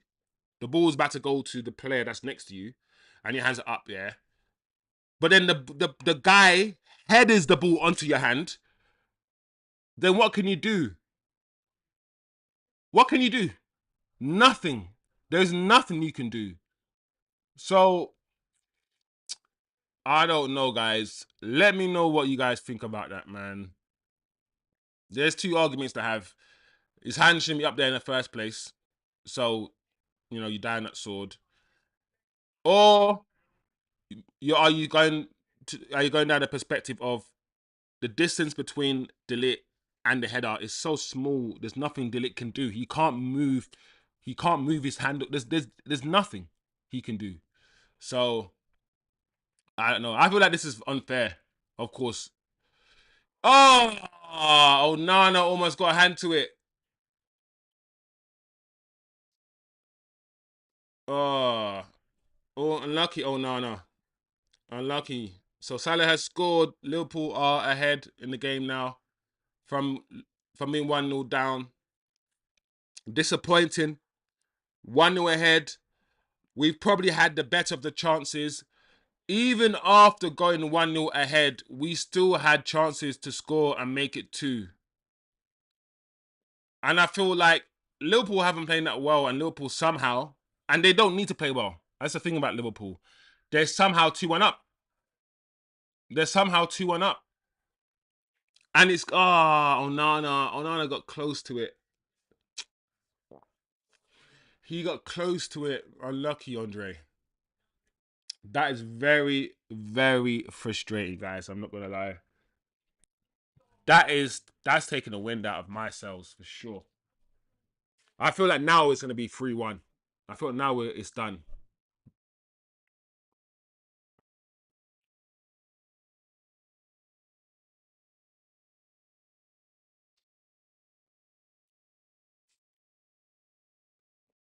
It was fun while it lasted, eh?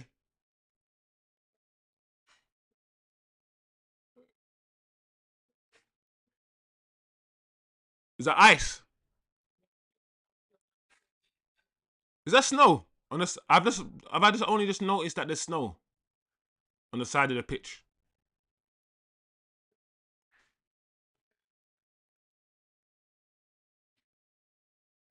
Look at Mo Salah, bro. Ohan, welcome, Ohan. Hope you are good. Hope you are good. United has started panicking. Do you know what? Yeah, yeah, maybe United have started panicking, but that that penalty, it wasn't panic. It was just unlucky.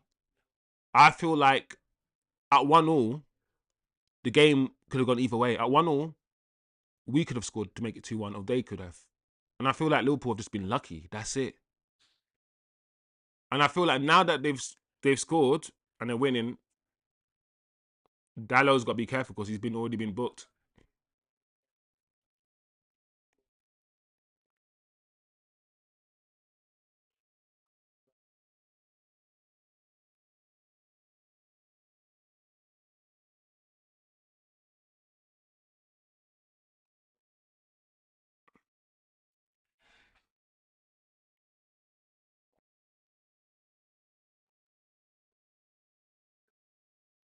The question I want to ask United fans as well is, what do you think Hojlund has provided today? Like I did say that, I did say that. Oh, Salah's there.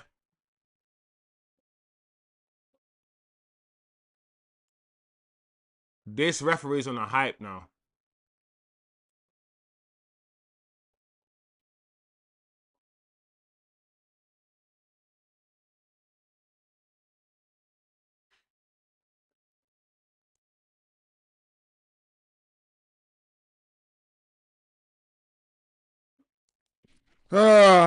Free kick to Liverpool.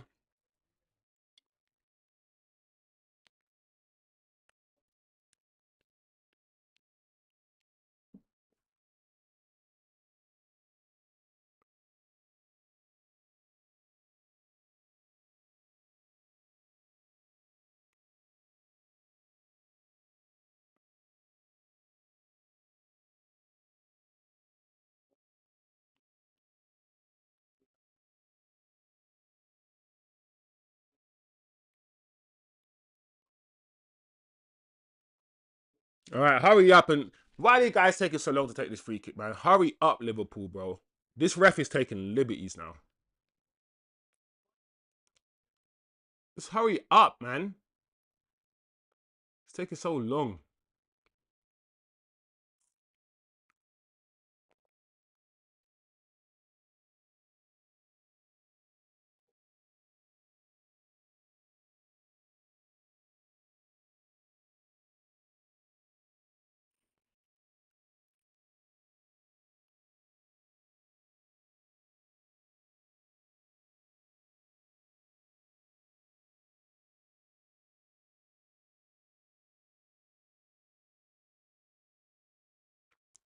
It would just be like Trent after the shit game that he's had, yeah, to score. Mo Salah took it.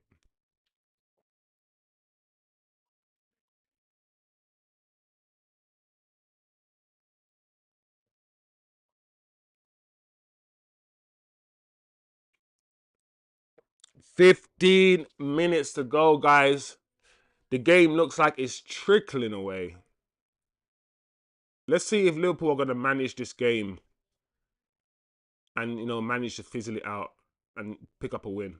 Or if United can somehow garner some sort of momentum last 15 minutes. Surely there's a few more there has to be one or two more chances in this game.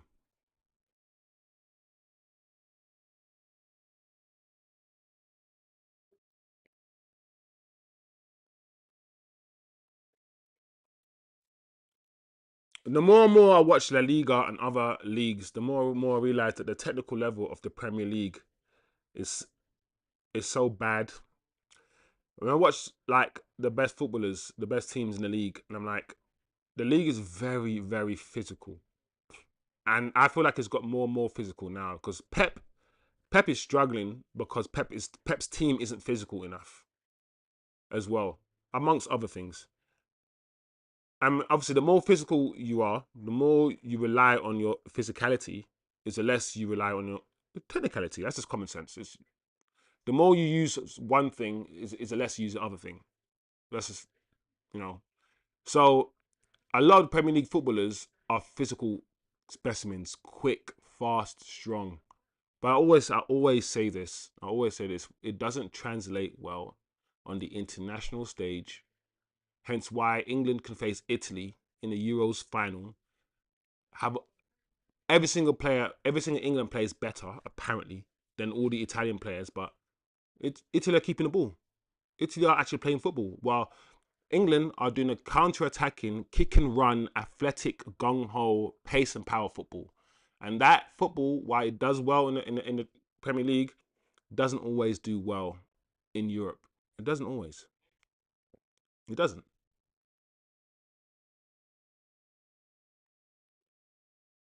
Anyway, garnacho with the ball.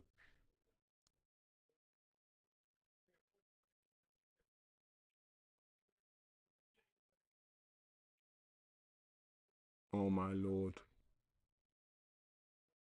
Ah, Hojlund. Look at the passing accuracy since Man United goal. The passing accuracy since United's goal, 50% for United. So we've not been able to retain possession since we've scored. Liverpool, and I did say this, since we scored, Liverpool have just up the levels. Ah, Bruno. Ah, my lord. Ugarte.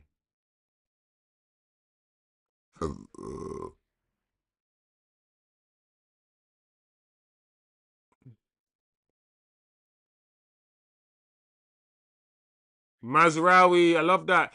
Garnacho! Oh, oh man, that's not the ball, Mazraoui. Garnacho was through. That's not the ball. You couldn't have made that ball like, that's not the pass to make, man. That pass isn't on. It has to be to his feet. Uh the angle of pass wasn't on. You tried to put the ball in front of the defender rather than behind the defender. That ball had to go behind the defender towards Garnacho's feet rather than in front of the defender trying to do some sort of through ball. He's too close to the goal, man. Like, oh, that ball wasn't on at all. It's got to be clever, man. More clever than that. It's always the final pass, man. The final decision.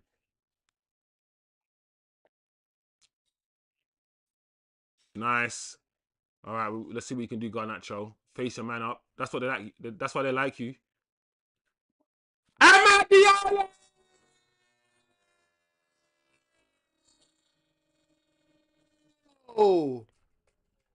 Amad Diallo! Yes! Yes! Amad Diallo! Ow! Dirty Diana! Oh. Listen. Amad Diallo! Ow! Look at Zirkzee. My guy Zirkzee.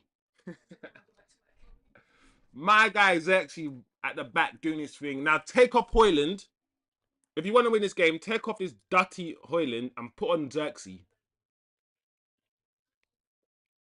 What's listen? This is the slowest. Look at this cross. That is the slowest cross. Yeah, that is the worst cross I've. Look at this cross.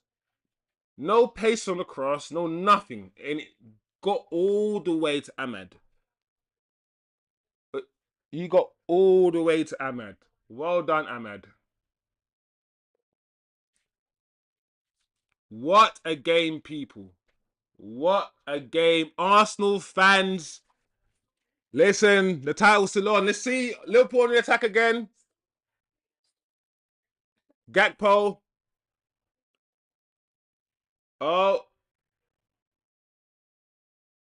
Oh, here we go. 10 minutes to go. Ahmad kissing a badge. Listen, Ahmad's got his new deal now. Ahmad signed or is about to sign his new 90k a week. I'm happy because back in the day, someone like Ahmad, we would have given him 150k a week. The new structure, whether you want to, it's good and bad in some ways. If you're an anti-capitalist, you don't like it. No, no, go, garnacho, oil in the box. No. Oh no. Oh God, Nacho.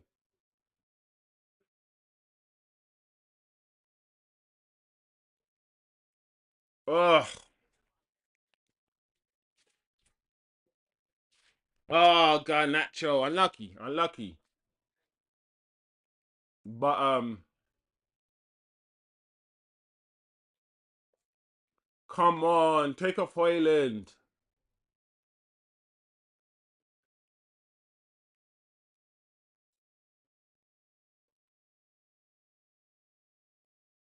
Huh?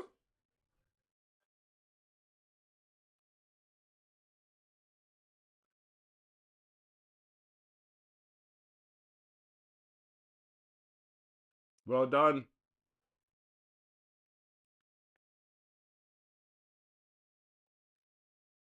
Oh, well done, Bruno. Well done, Bruno.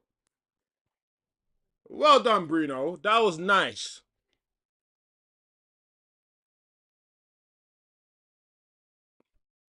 And then we're gonna hear Bruno, Bruno, Bruno. Yeah, doesn't need to do anything to get these fans to sing. Bruno can have an average game. Bruno's not been that good today. Bruno will do that one thing, yeah, and the fans will be like, Bruno, Bruno. My gosh, this thing jars me. Lenny Euro for Dalot. I don't get how Martinez never gets subbed, and most of the goals we conceded is because of Martinez. Not today. Not today.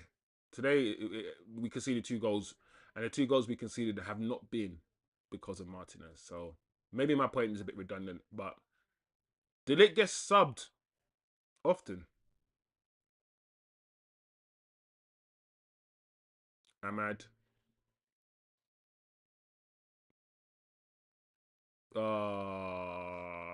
Maguire.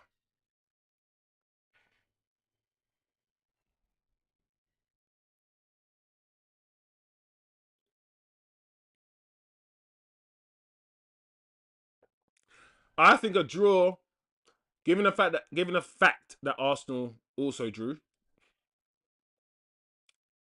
a draw is probably a draw is probably a fair result.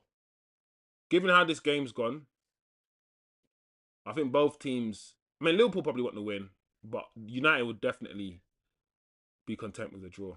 I think against Liverpool.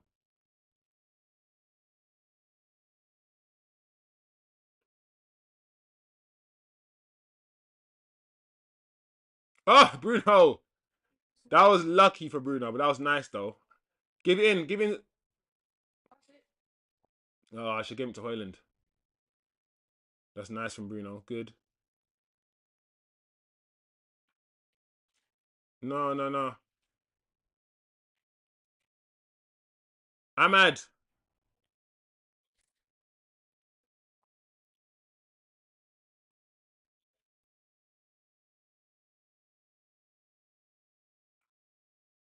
Of course, Hoyland's gonna lose the ball. My problem with Hoyland, yeah.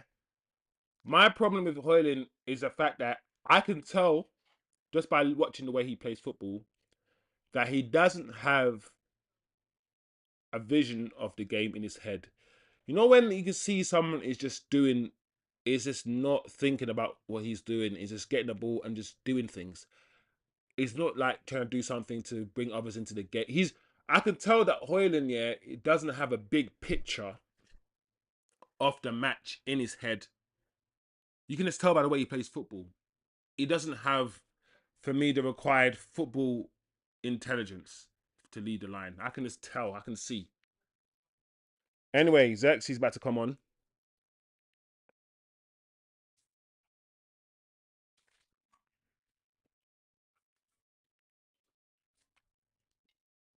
And man started to drop deep as well to pick the ball up.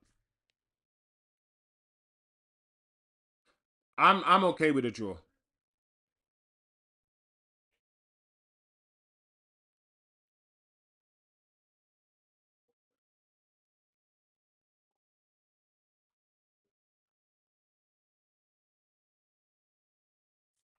My problem with this, yeah. My problem with this, yeah.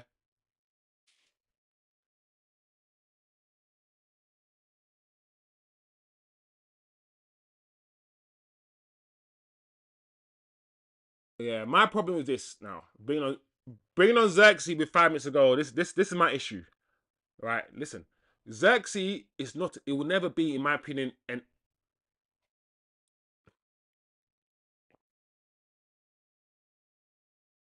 Zirkzee, yeah, he's not. Oh my lord.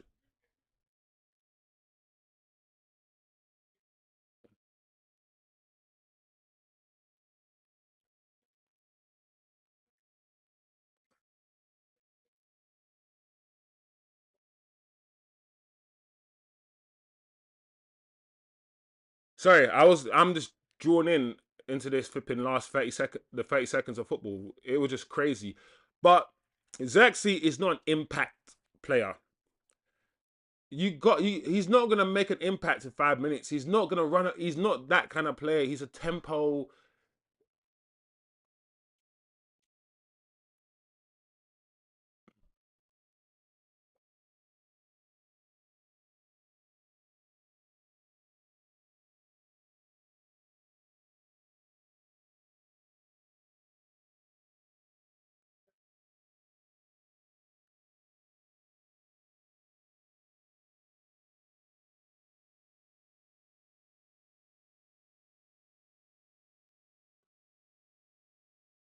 All right, yeah.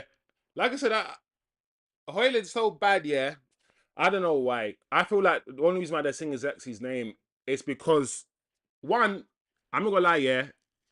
All right. First and foremost, yeah, I'm not gonna lie to you. Yeah. Despite the racismo in the United fan base, the United away fans are are good. The United away fans are good. I'm happy that United away fans sang Zexy's name. I feel like the backlash that the fans got after what they did, it'll be interesting to see. Oh, it was always going to be interesting to find out what the fans did when Zirkzee came on, and I'm glad that they're singing Zirkzee's name.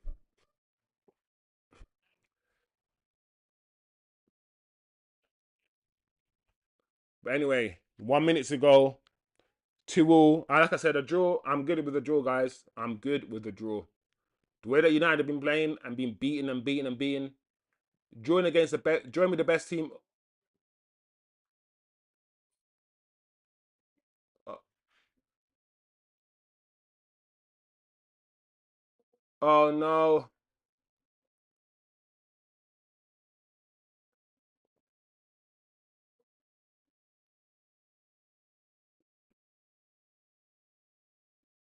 Woo! Wow, this Liverpool are serious. Oh my gosh. Uh Liverpool are serious. Just when I'm thinking that United are the team that are gonna get the last goal, Liverpool's counter attack is almost so devastating, man. Liverpool are so quick and clinical.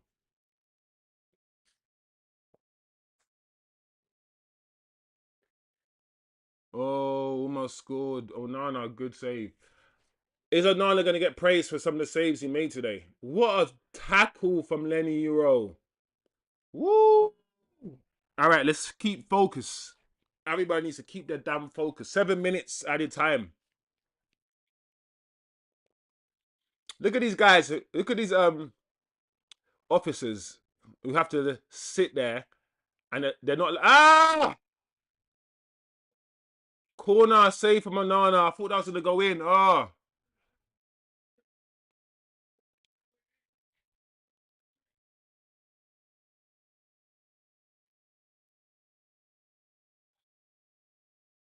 What a pass from Zirkzee.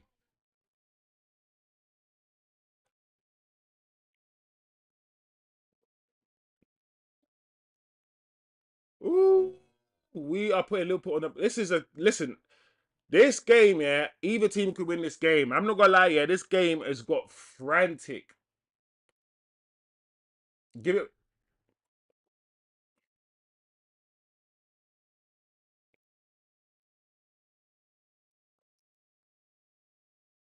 Wow.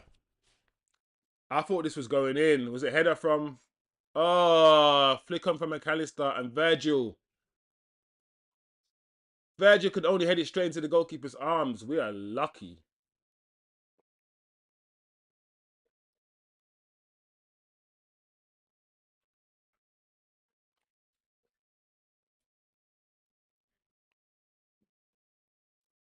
Uh-oh.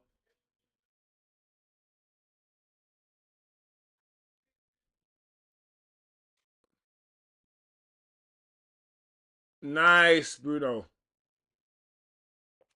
This is all right. I don't mind the draw. I don't mind the 2-2. I don't mind it. I don't mind it. I can't believe the more I watch Zirkzee on the ball, now Zirkzee started to connect with his teammates and stuff. And we now, since Zirkzee's been on the pitch, we're playing even better. We're playing even better. And it makes me feel like I feel so sad that this manager is not playing Zirkzee. Like I'd rather this manager. I need Zirkzee to start 4 games in a row. That's the only time I'll be like, he's not good enough. When I see this guy start 4 games in a row, play about 80 minutes, just like Rasmus has, once I have the sample size, then I could be like, cool, he's not good enough. But until then, yeah, I need to see this guy play.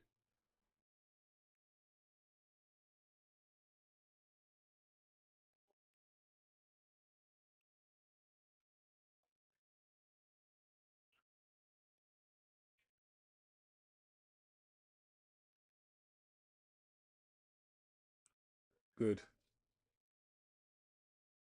Why are you offside, Garnacho? Oh, Alejandro, why are you offside in that position? Oh, Salah.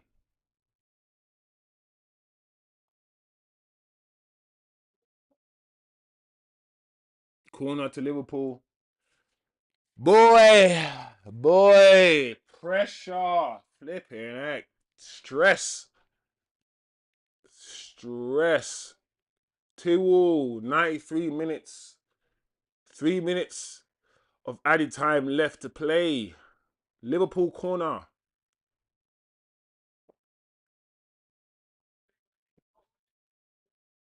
nice, cleared by Man United.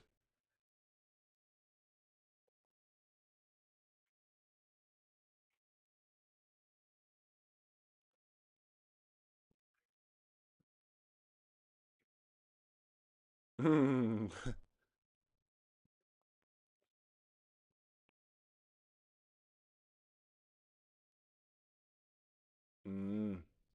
It's all right.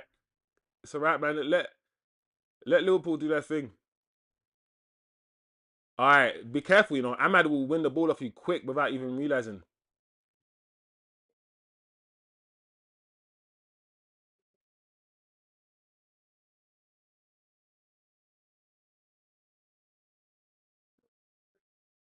2.5 minutes left. Like I said, we'll take the draw. Nice. The ball's gone out of play. Liverpool look confused. I think the draw is the best result, personally.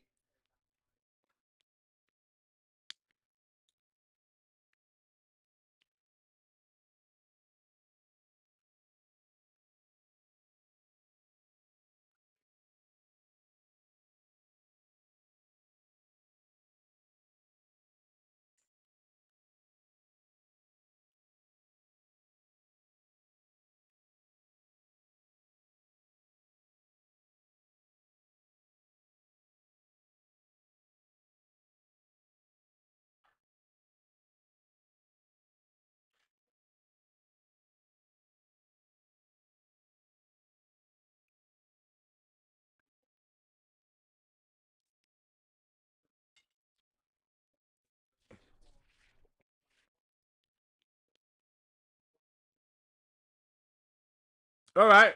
Free kick. Probably the last kick of the game. We're in the 97th minute now. So we're in the last minute of the game. So this might be, if we, this will be the last passage of play. Liverpool will counter attack from this free kick. Ooh.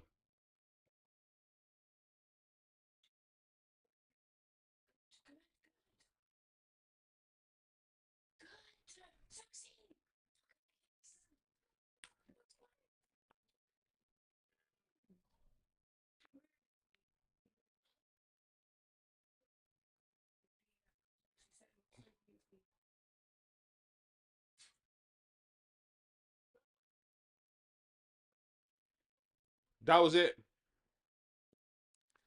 That was it.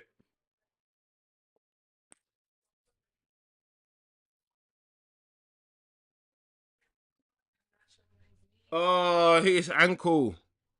That's why I say shankle man ankle. That's it. The game's done, guys. The game has completed. It's done. We can all take a breather. If you're a United fan, take a breath out. Breathe out. If you're a Liverpool fan, breathe out. That's it. The game is done. Surely, from a neutral perspective, even if you're a United fan or Liverpool fan, I believe a draw is probably the fair result. It's a fair result today. You know, if I'm going to be a bit biased, I would say United might even have deserved the win a little bit more based on the opportunities that we had. Because they scored from a corner. I mean, from a penalty. They didn't create one of their goals. We created all of our goals and more. That chance there at the end from Maguire should have won the game. All Maguire had to do was get a reason. I thought Zirkzee was going to shoot. But then I thought Zirkzee he's not that kind of striker. He's not a selfish player. He's going to give it to a player who is in a better position. And Maguire was in a better position. But unfortunately for us, Man United fans, Maguire couldn't hit the target. So, big up yourself, guys. Let's do the match reaction. Let's do the match reaction now. Is it started? Hmm? So there you go. Manchester United 2, Liverpool 2, or Liverpool 2, Manchester United 2. The game has ended in a draw, and I am quietly surprised. Quietly surprised because when this game was announced, when I knew we were going to face Liverpool after being beaten by Newcastle and Bournemouth, I thought to myself, this is the wrong time to play Liverpool. This is the wrong time to play Liverpool. And I thought to myself, we were going to get beaten. We were going to get slapped. I thought at the beginning of this live stream, 4-0 to Liverpool. We're not going to score. Martinez starts again. We're going to concede because Martinez is going to do some bozo business. Martinez is going to give away the ball. Onana sitting goal. We started with hojlund. Hojlund again. We know who can't control the ball. Who can't hold the ball up but can't do anything. Bruno again in the number 10.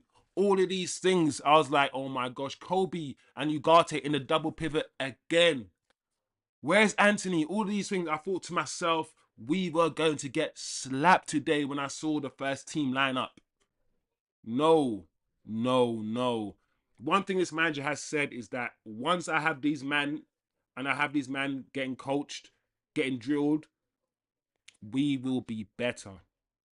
For the first time in a long time, this team looked like they were drilled.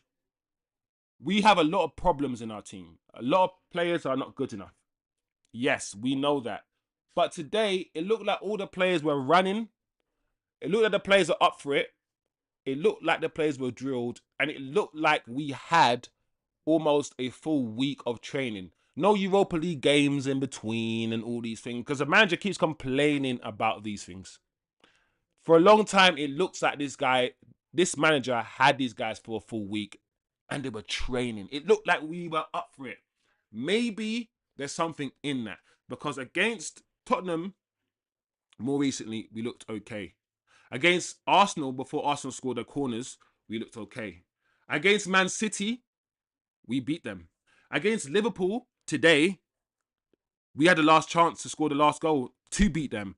So it seems as if under this manager, when we play the harder teams, the top teams, the system takes care of itself. The players are plugged in. The players are up for it. It's against the Wolves. It's against the Bournemouths of the world where we're supposed to be on the front foot, where we have possession of the ball, but we just get hit. We get overpowered, overpaced, outpaced, should I say. It's against those teams where we have more of the difficulties. Today, I thought Liverpool, especially in the first half, weren't that great. In the first half, Liverpool weren't that great. And I felt that even though they might have, or they had more of the territorial advantage in the first half, we had a better of the opportunities.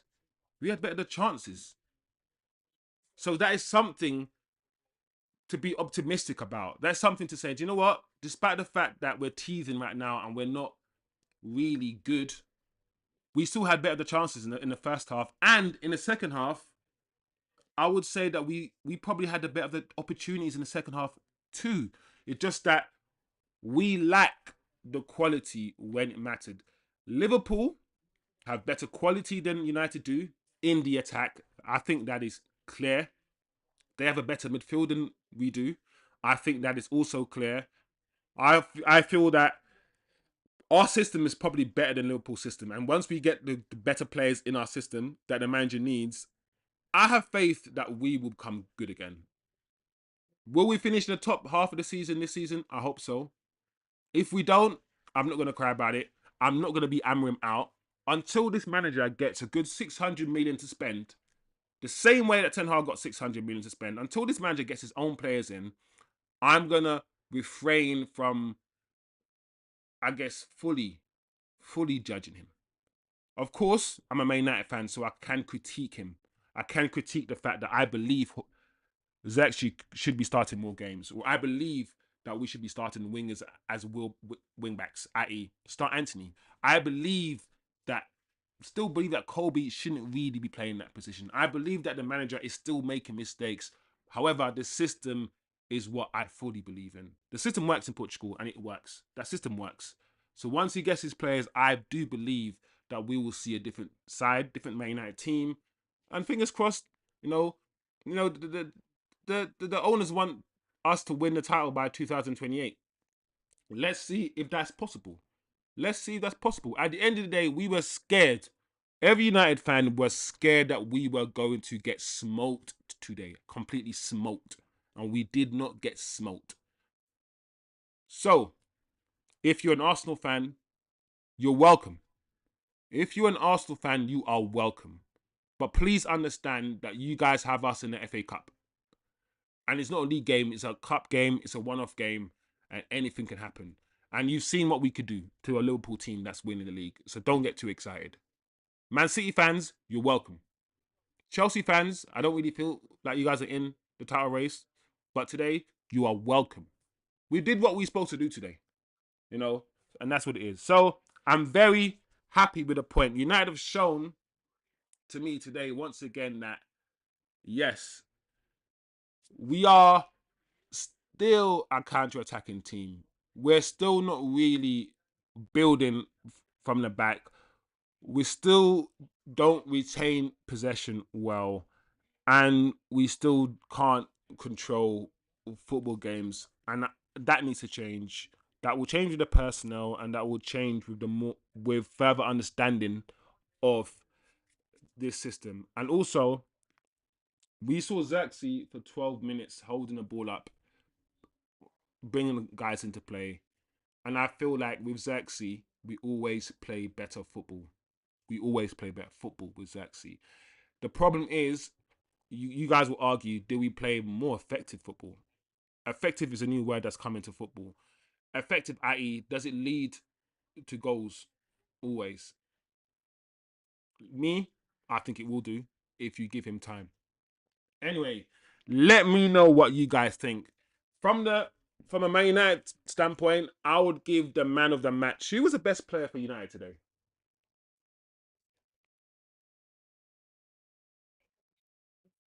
Do you know what?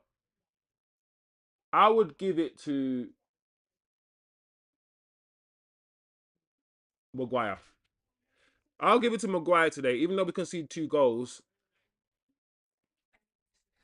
and he missed as well. So I'm like, who shone for me? Because I was gonna say ugarte, but then Ugarte.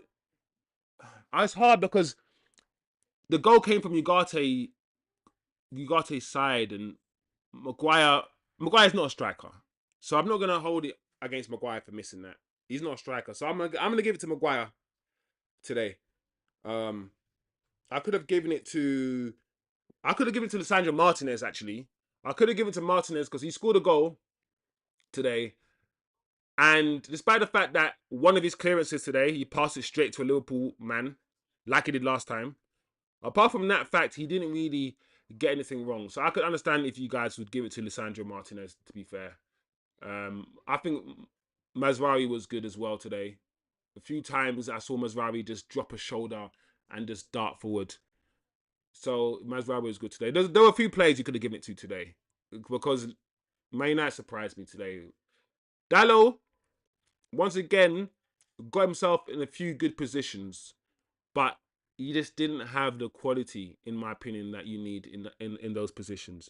But Dalot had a decent game today. So yeah, all in all, United were better today. They were better today than they were before. Some of the players that have been playing badly, they turned up today. You know, we still got work to go. We still got progress to make. But so far, today, we had a decent game. We had a decent game. Let me know, guys, what you think. Let me know what you think. As usual, comment below, like, share, subscribe. We go again. We go again. Like I keep saying, the system, good. Personnel, not good. We need the players. We need wingbacks in. Hopefully, Ineos will make some signings in January and we can keep going. Anyway, guys, I'm going to probably continue the stream for a bit longer, but in terms of my official match reaction, that's probably it. Like, share, subscribe. Yeah. Let me know, guys, what you thought of the match. I'll be online for a little bit afterwards to just have a chat about anything. Talk football, talk about the game, talk tactics, talk Arsenal, talk Man City. Yeah, man. Just give me a shout. Drop your comments. What did you guys think of the game? Yourselves. Are Liverpool have Liverpool already won the league? You know, have Liverpool won the league? Do you know what's quite interesting as well? I feel like Bruno, when Bruno drops deep into the double pivot or nearer the double pivot, when he's facing the goal that he's playing, he looks better. I don't understand yet. Like, we look better when Bruno removed himself, yeah, from that number 10 role. And when Bruno dropped deep near the double pivot and started looking towards his own goal and spraying pop, he looks better. How many times do we need to keep playing Bruno on the 10? Just swap, please. Just give it a try. Swap Bruno and Kobbie. Kobbie can receive the ball in tight spaces and make things happen. Just swap them around and just see what happens. Because what happens in the match anyway, Kobbie leaves his double pivot position. He goes forward. And he goes forward in that left inside channel. That's where he feels comfortable. That's where he does a lot of his dangerous work. And what happens at Bruno, he drops deep to get the ball. So it happens like that anyway during the course of the match. Now imagine if they played that position all the time rather than that occurring or that instance occurring, I don't know, 4 or 5 times in the game. Imagine they started the game that way and they just played that way. I just feel that the manager now needs to, at this stage, know who fights for the team, who doesn't, and knows who the better players are. And I feel like he still doesn't know. I feel like the manager he goes between trying to expose players, i.e., I'm playing this player to show that he's not good enough, i.e., the Rashfords, etc. He tried it with those guys. He kept trying it, and he showed us that they're not good enough. I feel like he goes between doing that, i.e., exposing players, and trying to actually pick his best players. I feel like he does a combination of the two, and I feel like that's. I understand why he wants to play some players to see what they're like, and or play some players to show the United fan base that they can't do certain things. But I feel like at the same time, you need to now start to know who your better players are for the positions. And yes, you're not gonna have you don't have all your players, but you need to understand that. Please, like, we play the same way. We play the same way we played against Liverpool. We played against City. When we play a genuine 5-4-1, when we play a genuine 5-4-1 against Liverpool's, against the Cities, and we play this counter-attacking sort of football, we look all right. We look all right, but that's not what the manager wants to play long term, surely. So, I don't know. It is what it is. It is what it is, but we keep it moving, man. We keep it moving. I know a lot of fans didn't expect us to win, and I did not expect us to win myself. So, today was, I was pleasantly surprised today. Pleasantly surprised.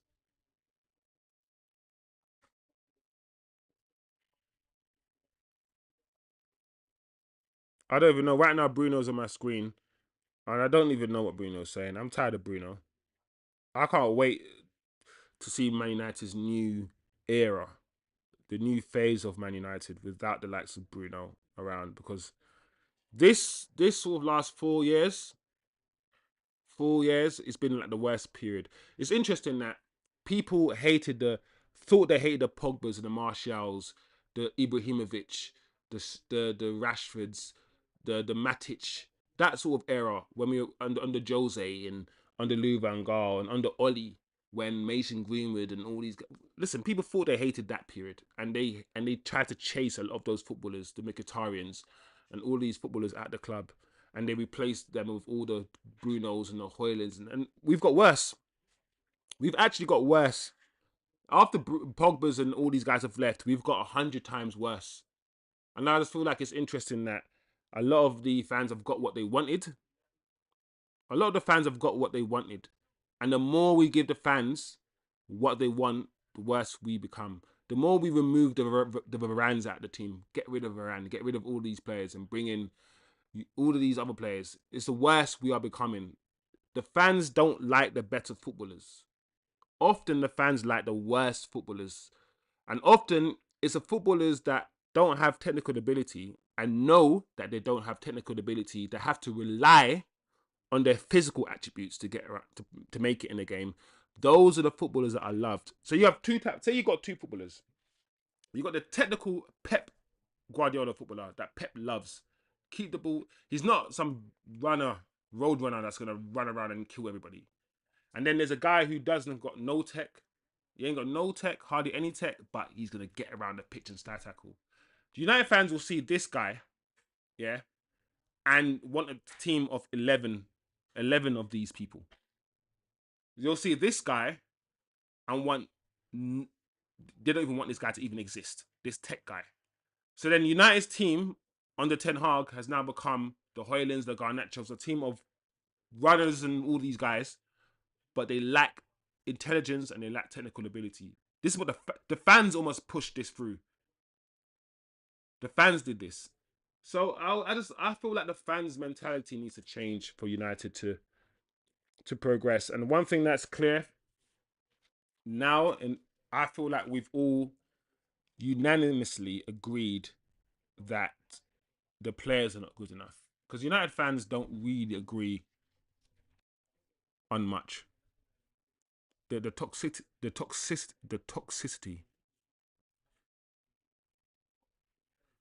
is so, yeah. The fan base is so toxic. Can't even say the word properly. Toxicity in the fan base is crazy. Demonstrated by what happened to Zirkzee. So the fact that we all agree that a lot of these players are not good enough is a step in the right direction for me. It's a step in the right direction.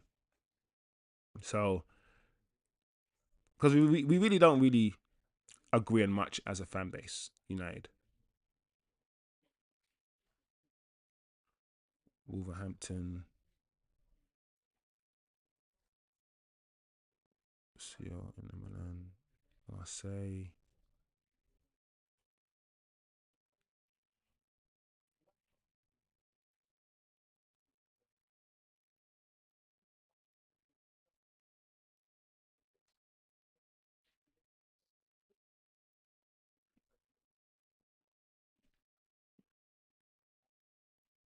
What's Cartistic saying? I'm neutral and I was disappointed when Maguire didn't score. He annoyed me because Zizi gave him. The thing is, the Maguire miss is interesting. I'll tell you why. The Maguire miss is interesting is because I reckon there'll be some people who badly are going to try to spin it and blame Zirkzee. This is what they're going to say. I can hear it from now. A real striker doesn't pass the ball to someone who's in a better position than him to score goals. A real striker should be selfish and do it himself, and therefore, what? What does that mean? What does it mean? Forget strikers. Footballer. He's a footballer. Any footballer with common sense, yeah. Any footballer with common sense is passing the ball there. You are there at a tight angle. There is someone standing right at the penalty box with the whole goal to aim at. And you want to say that Zirkzee should have shot rather than passed it. Only an idiot says that.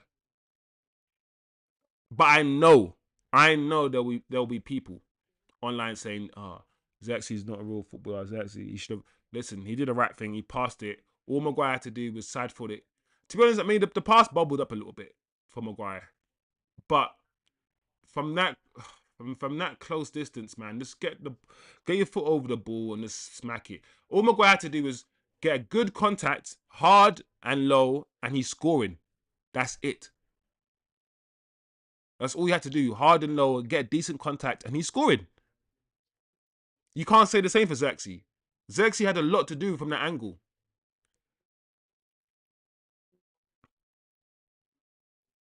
But yeah,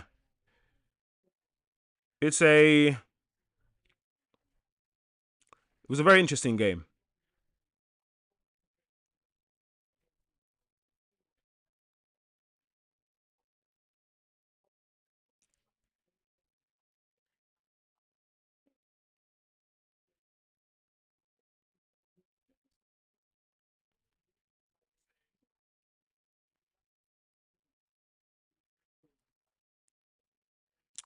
They're showing a Gakpo goal again.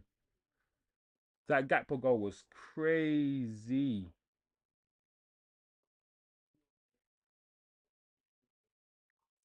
Turkish. Zirkzee made the right pass in that situation. Yeah, of course Zirkzee made the right pass in that situation. Of course he did. I'm not gonna lie to you. If I'm Zirkzee, yeah, and I got booed off, yeah, by my own fans in the last game, bruv. It like that pass in that situation this makes sense. From an emotional standpoint, a mental standpoint, him being in the position that he was and him passing it, it just makes sense. Especially after how he was being treated. Maybe he's not the most confident right now. Like, doesn't really matter because he did the right thing. Maguire just couldn't finish. Um, Osman, this was electric for a neutral. Loads of chaos. Impressed by Ugarte. Yeah, I feel like a lot of United fans like Ugarte. He is basically the younger version. I see him as a younger version of Casemiro in terms of the way he gets up and down and his aggression. But he's just not as good as Casemiro with the ball at his feet. Like Ugarte is, I get around everywhere. I will tackle everyone. I will be your Kante, and I will just pass the ball 5 yards, like to the left, 5 yards to the right, and that's it. And that's my only issue. My only issue is he's a very limited footballer. I'm not one of those guys who watch somebody who can do 2 things really well, do 100 things really bad, right?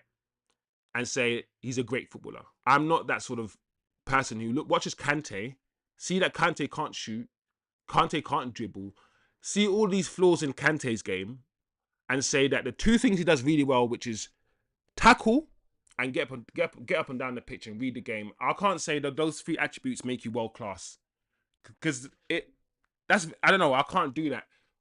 Ugarte is good for what he does. We've wanted a player like Ugarte in our team. For what he does, he's really good.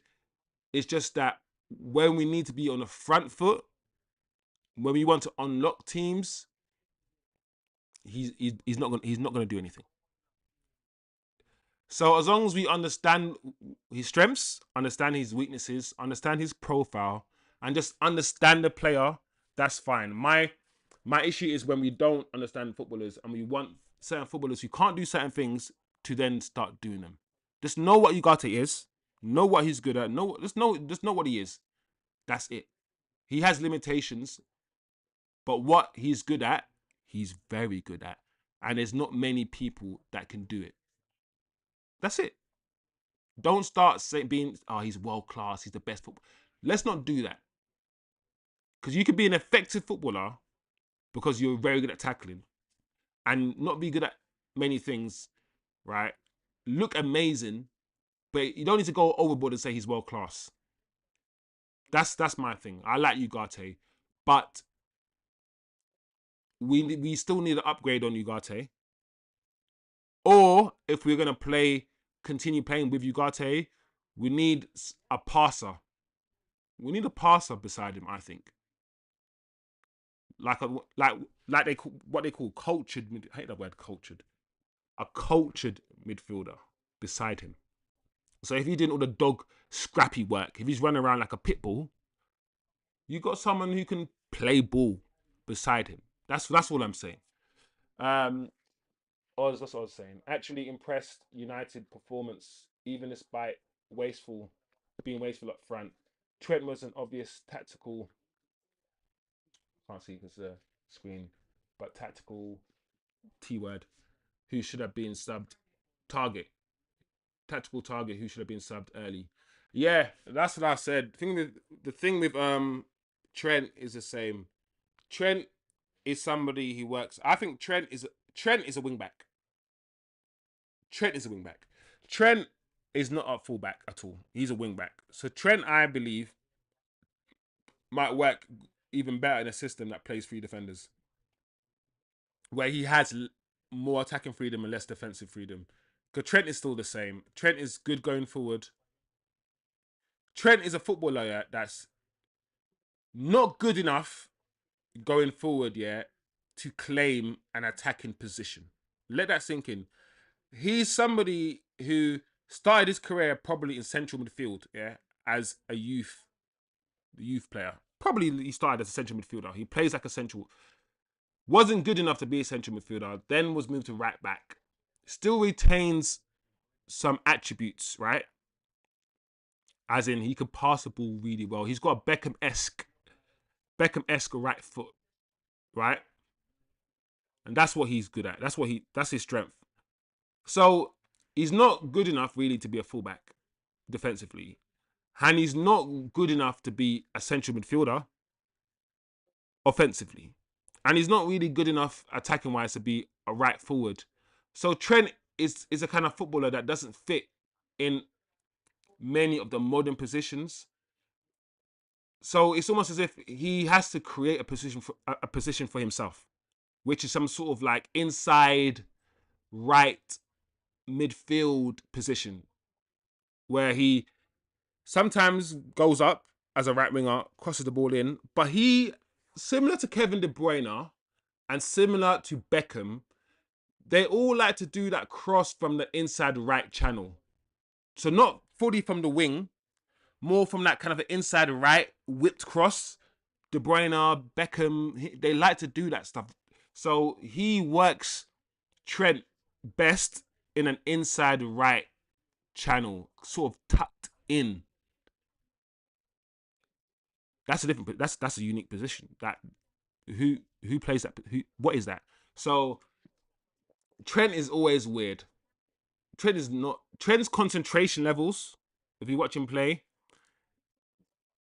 he's not a very focused footballer. The reason why he's bad defensively is usually not because of his concentration.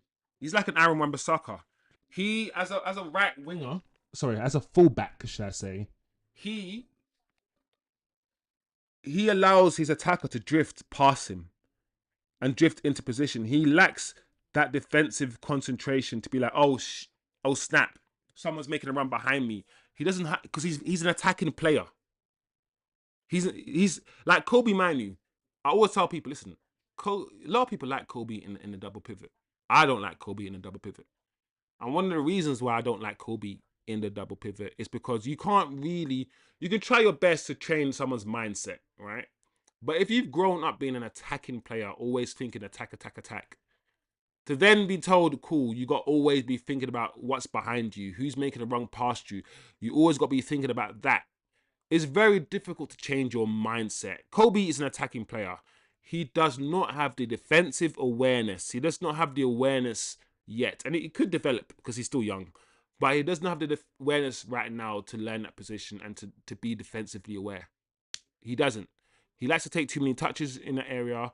He doesn't do really given goals. He doesn't deliver 20, 30-yard ping passes like you'd want in that area. He's good enough for now to be in that position. But long term, Kobbie cannot play in a double pivot. I don't think he can. If United want to be a championship winning team, I don't think he can. So, I don't know, man. It is what it is. It is what it is. But yeah, I think United were better today. I was impressed by United today. And I want that performance, yeah, to be the baseline now. I want that. It's not going to be. We're going to have another game. And I did say that under this new manager, for the rest of the season, we're going to win games we shouldn't win. We're going to lose games we shouldn't lose. And that's what's going to happen.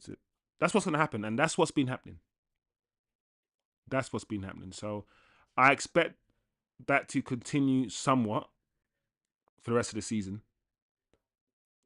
Let's see what Turkish is saying. My favorite to watch today was actually Mazraoui. He might survive I can't say that word, unfortunately, but I know what you mean. He might survive the culling. Let's call it the culling. He might survive. Yeah, I think Mazraoui will survive. I don't know if he's going to start as a wingback once the manager gets all of his players. But in terms of his technical level and technical ability, he will definitely survive the culling. He will. I mean, the manager has come out many times and he's said Mazraoui and Ahmad, in terms of their technical level, they're the baseline. They're the least I expect. From now on, when we buy players, their technical level needs to be at least that and above. And if that's a new baseline for United, then I am all here for it. I'm all here for it. Because I'm tired of settling or spending £72 million on strikers who can't control the ball. Like, I don't mind Zirkzee. The thing with Zirkzee is, Zirkzee costs half the amount of hojlund and is just as good a player, even or better. So you got a player that costs 75 million and you got a player that costs 30 million, right? You shouldn't even be comparing them. One costs half the amount, so you should even expect half the ability. But the fact that people are getting ready to get rid of Zirkzee, you only cost us 30 million. I want to keep the 75 million, 72 million striker that doesn't do anything. That's crazy. And to be honest, I've criticized United fans, and yeah, I'll keep criticizing United fans if I feel like I need to. However, the away fans today that gave Zirkzee a good reception, that sang Zirkzee's name, well done. I know the temperature is different. The environment is different. You guys are the away fans. I know we're facing Liverpool. At the time, we weren't losing. At the time, we weren't playing. Well, Yeah, I don't think we might have been, but at the time we weren't playing that badly and all these things. So the situation's different. I get that. But the fact that they started shouting Zirkzee's name, they sang for Zirkzee, and the fact that we almost won. If Zirkzee almost got an assist and we almost won the game. I'm sure. I hope it shows the fans what we can do if you fill players with confidence. Because Zirkzee is not confident right now. Our players are not confident right now. They're not playing with any confidence. And this is what we can do. So this is the bare minimum we should be doing. But I want people to see that if you do get behind these players, listen, when you leave the stadium, you can criticize them. You can go online and say Zirkzee had a bad game. When you can even go to the players themselves and say Zirkzee, please play better. All these things, but when they are on the pitch, right? When they are on the pitch and they're trying to work, that's the only time where we all need to shut the hell up and cheer them. Because at the end of the day, whether I like hojlund or not, when hojlund's on the pitch, I have to cheer him. I have to want him to be successful. I have to want him to do good. You know? So it is what it is. It is what it is. We just need to do better. And also we need to understand where we are. I say this to United fans all the time. When the manager says there's going to be pain, what do you guys think of? Because some of you guys, when you hear pain, you guys think, oh, we're going to lose one game and that's it. And the minute you guys lose 2 or 3 games and we start, going in 14th, some of you guys want the manager out, and some of you guys are just capitulating and, oh my God, listen, the manager has said it's going to be very painful. He's warned us. He's told us. We've seen these players time and time again under Ten Hag not deliver. Like, I just feel like the fan base now need to reach a point where we need to decide, are we, I've said this before, are we now going to do the whole, you know what? We are going to do the short-term pain. It's going to be very painful for the short term. However, long term, there are going to be gains. So we're going to do this short term. Or are we going to be like, do you know what? I didn't even know that the pain was going to be this painful. I don't want the short term pain. In fact, I want the manager to change his system. I want the manager to give up everything he's doing. I don't want short term pain. I actually want short term gain, which is what we had under Ten Hag. Under Ten Hag, we had that short term gain. But as you can see, after £600 million spent, there is no long term gain under Ten Hag. Look at the footballers that he's left us with. The Mason Mounts, the Hojlunds, the Antony. Look at the footballers that he's left us with. So under Ten Hag, there was short-term gains, 2 trophies, but the long-term pain is crazy. So I'm not doing it anymore. I'm now doing a short-term pain. I'll do the short-term pain. I get punched in my face for now.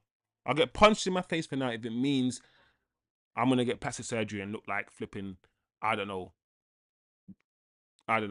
Denzel tomorrow. I don't know. Denzel, that's dumb. Man said Denzel and some old man. But you get my point. Like, United fans just need to understand where we are and make up in their mind what they want. We got rid of Ten Hag for running away, for leaving, abandoning his philosophy and adapting to the players, and then bringing in all these pace and power Hojlund type players in. We criticize him for not playing Ajax ball, which is what we wanted. This manager has his philosophy, has his way. He's coming to implement it, and now some fans are criticizing him for being strong and for trying to implement his style, and they want him to abandon his style to cater to the players. So what do you want? Do you want the manager to cater to the players, or do you want the manager to just come with his style and force these guys to play his? What do you want? I feel like we need to understand where we are, make up our minds about what we want as a fan base. I honestly think so. That's my opinion. Let me read some more comments before I roll out. Tommy Rex, what happened to Nunes?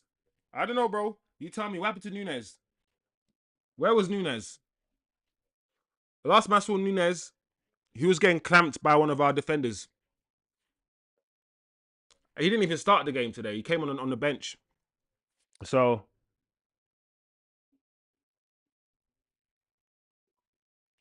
I'm not even saying Hojlund's rubbish because Núñez didn't have a good start either to his Liverpool career. And to be honest, a lot of Liverpool fans, they still have questions over Núñez.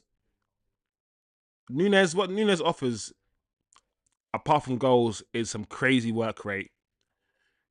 He runs into certain channels, runs into spaces. He causes a lot of issues, and he does make some good decisions.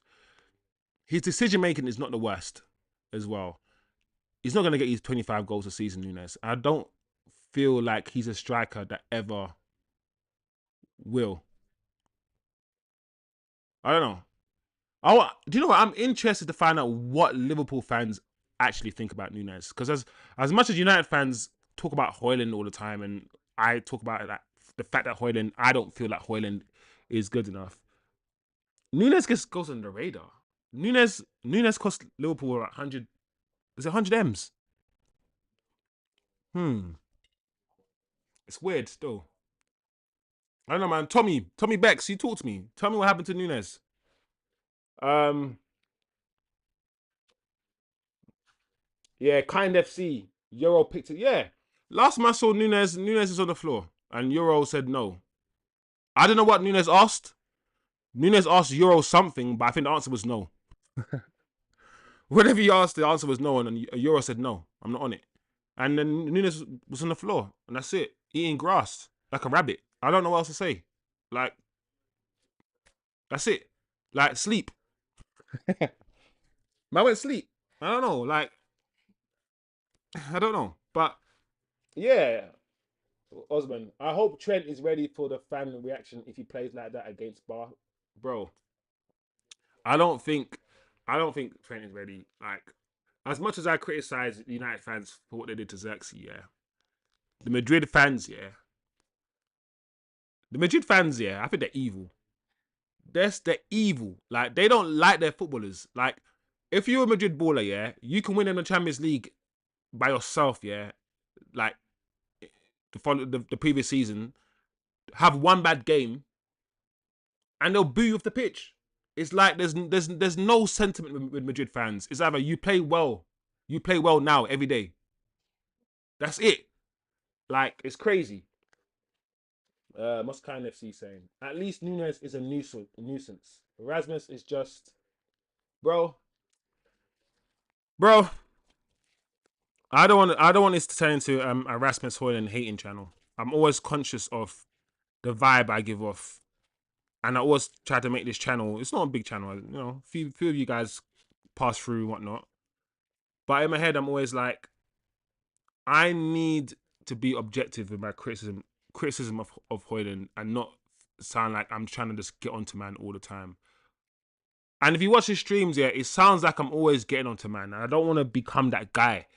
But if I see shit, like, I can't not call it out. Like, he's our main striker. And when I watch him play, I just don't see anything. I don't get anything from this guy. This guy is not contributing. I've said it many times. If he does not score, he doesn't contribute at all. I've said it many times. His fundamentals of football. I feel like to be a footballer, to be a striker, you have to be able to just hold the ball up and play with your back to goal. He cannot play with his back to goal at all. And in 10 minutes, I feel, Zirkzee just looked better, looked more comfortable. Zirkzee just looks like Zirkzee is slow, right? And he's not quick. He's not. And that is probably one of the issues, yeah, that Zirkzee has, right? But his fundamentals, I'm going to always say fundamentals. I'm talking about first touch, controlling the ball, vision, have a decent footballing IQ, passing the ball 5 yards, passing the ball 10 yards, passing the ball in the air, just basic stuff, just footballing fundamentals, turning with the ball. I don't see Hojlund doing any of these things. He will score a tap in. He will strike the ball well when he can. But that's all. That's it. That's it. And when he does the channel chasing, when we believe the problem with Hojlund is this, and kind of see is perfect.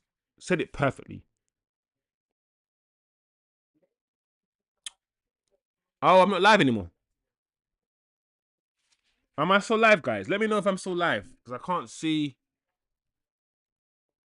My stream is ended on my phone and on my devices. So let me know if I'm still live. I should be still live, even though the stream has ended everywhere. Oh, am I back now? All right, I am back. I am back. I am back. I am back. Um, yeah. Sorry, I'm back. Um, what was I saying? Hojlund, yeah, Hojlund. Yeah, I just feel like Hojlund doesn't give enough. I can't remember where I was, but I'm pretty sure I was talking about Hojlund. Yeah, Hojlund just doesn't provide enough for United. Um, yeah, and one of the reasons why I thought we signed Hojlund is because I believed his pace, right? His pace, because Hojlund is actually quite quick. I thought that we'll be using this guy. You know how Jamie Vardy is a nuisance, bro. Like Jamie Vardy, yeah. I hate Jamie Vardy, bro. I hate this guy, bro. Because Jamie Vardy doesn't even need to be good at football. Jamie Vardy is just one of the worst strikers to play against, bruv. He doesn't let you breathe. Man is always running the channels tirelessly, holding the ball up, just doing it. I thought Hojlund would be our version of that.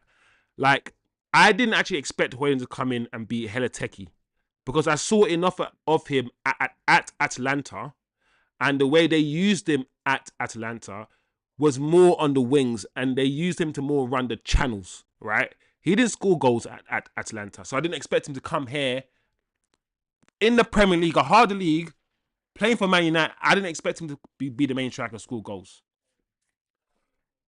But he's not even doing that.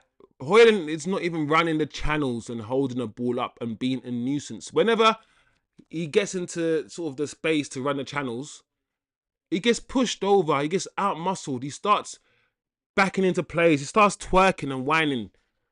I'm like, bro, this is the wrong scene. This ain't the club.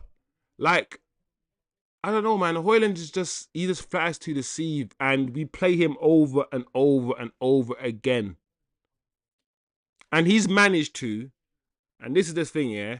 I feel like Hojlund's managed to, and Manchester United has managed to put this guy into the psyches, just like Garnacho, into the psyche of fans, where we, even though he's not good enough, we want to see him play. We want to keep seeing him play.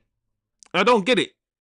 I blame the Man United PR for a lot of the issues that we have. The Man United PR team are always trying to recreate the Holy Trinity. They're always trying to recreate some sort of yesterday's past glories. So whenever like a Garnacho or Hojlund comes, they don't need to do much yet to get the hero status. Like Hojlund will score one goal and then get a song. Garnacho will score an overhead kick and get a whole song. And because we don't have many heroes, we attach ourselves to these young ballers very quickly. We think they're the best footballers in the world. We push them into some sort of position that they don't deserve to be in.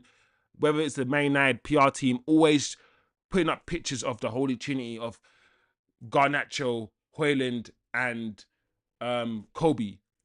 And then when we realize they're not that good, we're like, oh my Lord. The PR team's been pushing an agenda, pushing these players that they're the best players in the world, but they're not that good. I feel like the United PR department, the media department, the way that football is sold to us, I feel like that's an issue with how we determine footballers' worth, and sometimes how we determine how good a footballer is. sometimes we don't even look at a footballer's attributes anymore to see how good it is. We just look at how many goals they score and how popular they are. And that's it. Like the young G's nowadays, the young G's, the FIFA playing young G's, yeah, who don't actually play football physically, who don't know that delivering a 50-yard pinpoint ball, yeah, from the defense all the way to Mbappe's feet, yeah, is just as difficult to do, yeah, as an overhead kick in the box, yeah. Because they don't understand that those two things are just as difficult as each other, they will put more weighting on the overhead kick and then not value the Pogba 50-yard pass pinpoint to Mbappe's feet, and not understand that when you remove someone like that from the France team, France are not going to win much. France are not going to win much with flipping. Who do they have? Kante and Chouameni and Rabiot. Like, come on, chill out. So I feel like, yeah, the new generation of footballers, the youngsters, I don't feel that they understand football, or at least know what to look for when identifying a baller. And I think in a stat mad world that we live in, that's going to get worse. We're only going to really value numbers.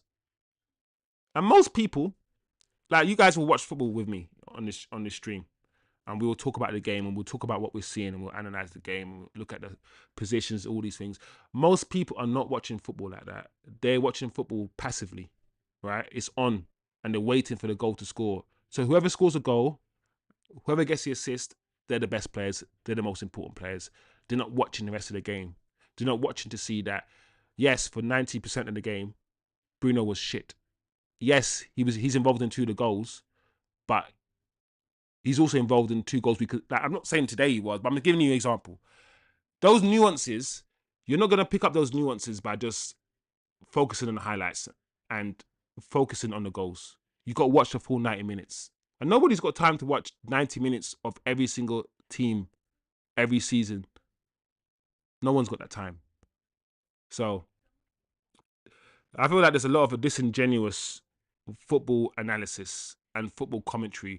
We know this. I feel like a lot of the pundits, the mainstream pundits who talk on teams, talk on footballers, they don't have enough time, yeah, in the day to watch every Man United game, 2 hours, and then watch every Liverpool game, 2 hours, then watch the Man City. They don't have time, yeah, in their busy schedule to watch all these games. You know that, and I know that. We don't even have time. And we're probably, so you know, a lot of their opinions are not based on watching the game. A lot of their opinions will be based on other people's opinions. And that's it. So, yeah, it was funny. I'm watching it live, but every time I'm watching it live, the stream comes to an end. You can see it. Like, yeah. But yeah, I feel like, and it's understandable. That's like with anything. Everybody thinks they know everything about everything, right? In life. And it's like most people don't know nothing about nothing. In order for you to know some stuff, yeah, you got to watch, you got to study. The reason why I don't talk, yeah, really about other teams too much. I don't really talk on Man City, overly talk on Man City and Arsenal and the way they play. I do a little bit, but the reason why I won't go hard on it is because I don't watch them play every single game. I watch Man United play every game without fail, so I can talk on it. I'm not one of them people who will have a stream and will have hard opinions, proper hard opinions, yeah, if I don't watch it or I don't know shit. I'm not one of them guys who will see an opinion online, see the majority of what people are saying, and then take the majority opinion without seeing it myself. Like, I'm not that guy either. So it is what it is. Kind of see. Big up yourself, my brother. They are watching, waiting for moments. Like today, Dalot had 2 big bad moments, but 90% of the match he was steady. But a lot of folks are saying yeah, perfect, bro. See, you're talking my language. That's what I'm saying. there are two moments that Dalot had that stood out to people that he, flopped or he should have done better. But for the 90% of the game, Dalot was good. Dalot was one of our better players today. Like, I don't want to see anything online talk about how Dalot had a stink. Dalot had a stinker. Listen, like, he did not have a stinker. He did not. Like, I would go as far as to say, yeah, based on the full 90-minute performance, Bruno had more of a stinker than Dalot. But Bruno had good moments. We watched the game. There were some times where Bruno would turn into space and do things he wouldn't normally do. I always say Bruno never drops a shoulder. Bruno never, like, gets a ball, drop off shoulder and turn into space like a 10 would. Bruno did that a few times in this game. But Bruno also lost the ball. Also, for what's expected of Bruno in the 10 position, for what we want of him, and from what the manager demands of that 10 role, Bruno didn't do any of that. Bruno didn't dribble. Bruno didn't attack his man. Only when Bruno dropped deep or dropped deeper towards the double pivot to pick the ball up from Kobbie, that's when he started looking a bit better. So for me, like, kind of see, you're spot on. Like, that's a perfect example. Dalot, I've seen a few people actually start speaking on Dalot. This is what I think. I think Dalot needs to play. I think Dalot can play where Martinez is playing, and then play Leniro where Dalot plays. If you're gonna keep Maguire, or Dalot played better in my opinion in Maguire's position as the centre back. That's where Dalot played better. Maybe, because Maguire was at the club a minute ago and now he's first name on the team sheet. Maybe play Dalot back as a centre back. He's got more pace than Maguire. Play Leniro right centre back. If you want to keep Martinez as left centre back, keep him there. Or what I'm thinking, play Dalot. Dalot's got more recovery pace than Martinez. Dalot's got he's a good passer of the ball. Yes, he's right-footed, but I feel like Dalot's future is not wing back. It's not. And I feel like if Dalot can't play one of the left or right centre-back roles, I feel like once we get that left wing back in, we might not see too much of Dalot. We might not. So, yeah. It's sad that people are trying to get at Dalot. If that's true kind FC, that's not serious, man. It's not serious at all. But yeah, like at the end of the day, we know. To do it is, yeah, it's the fact that nobody wants to be wrong and everybody wants to be right, including me. Like, I'm not gonna be a hypocrite, including me. But people are willing to like die on some hills and stamp their opinions on certain things without proof, without watching the game. That's weird to me. That's weird to me. So it is what it is, like I said. But football's changed. Football's changed. We don't pay attention to football. Life has changed. Look at the movies we watch, the TV we watch, everything that we watch. Yeah, it's all about quick dopamine rushes. Like, we need things to be quick. We ain't got time. Like, we do 1 minute TikTok videos and 1 minute YouTube videos and shorts, and like, I feel like long form content is also not appreciated. I feel like humans, we just need things to be done a lot quicker now. A lot quicker.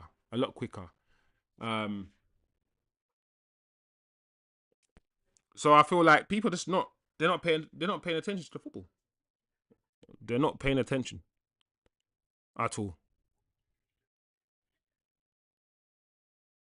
because they ain't got the time. Oh, I'm looking back at the misses again. Oh man, why didn't Maguire finish that off? Oh, crazy.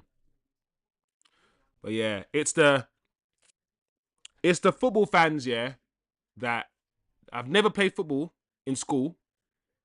Never played football growing up. Not even at semi-pro level or anything. Only play FIFA and then pick all the fast players to run with. Only watch football. And these guys are all like player FC. Like, I love this player. I love that player. These, like, the new breed of football fans is like this Gen Alpha, Gen Z football fan stuff. It's just like, it's not serious. It's not crazy. And I feel like us guys, like my age group, you know, if you're like 30 and above and you've seen ballers, bruv, I feel like we have a duty to tell these little idiots about real football. Because these nerds, bruv, that have taken over football, these goals and assists nerds that don't actually go outside, don't go outside their house and actually play football, but want to talk like they know everything because they've got spreadsheets. These guys are trying to destroy the football that we love. That's what's happening.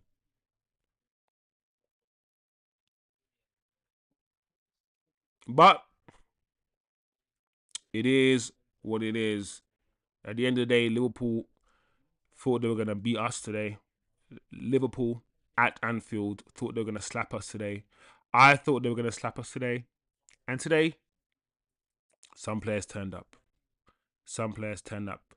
The question we now need to ask now is, are Ineos going to back this manager? That's the question now, because this short-term pain for long-term gain only makes sense if we are all confident that Ineos are going to get this manager the right players. All of this cost-cutting stuff that Ineos are doing makes me feel that, I don't know, it makes me feel that they might be like, listen, make this shit work with the players you have. Let's see. We're in January now, which means the window's either open or it's about to open. Let's see what these men really do. Let's see what these men really do if they really care. In my opinion, a signing has to be made. A signing has to be made, even if it's fullback, if it's a wingback position or a number 10 position or a striker position. Something needs to happen. So yeah. Let me see if there's any more comments before I leave, before I roll out. Nope. All good, guys. Yeah. So yeah. I think I'm done, man. I think I'm done. If there's any more comments, any more chats, then I'm gonna come off stream. When's the next games? Probably midweek. Let me see midweek.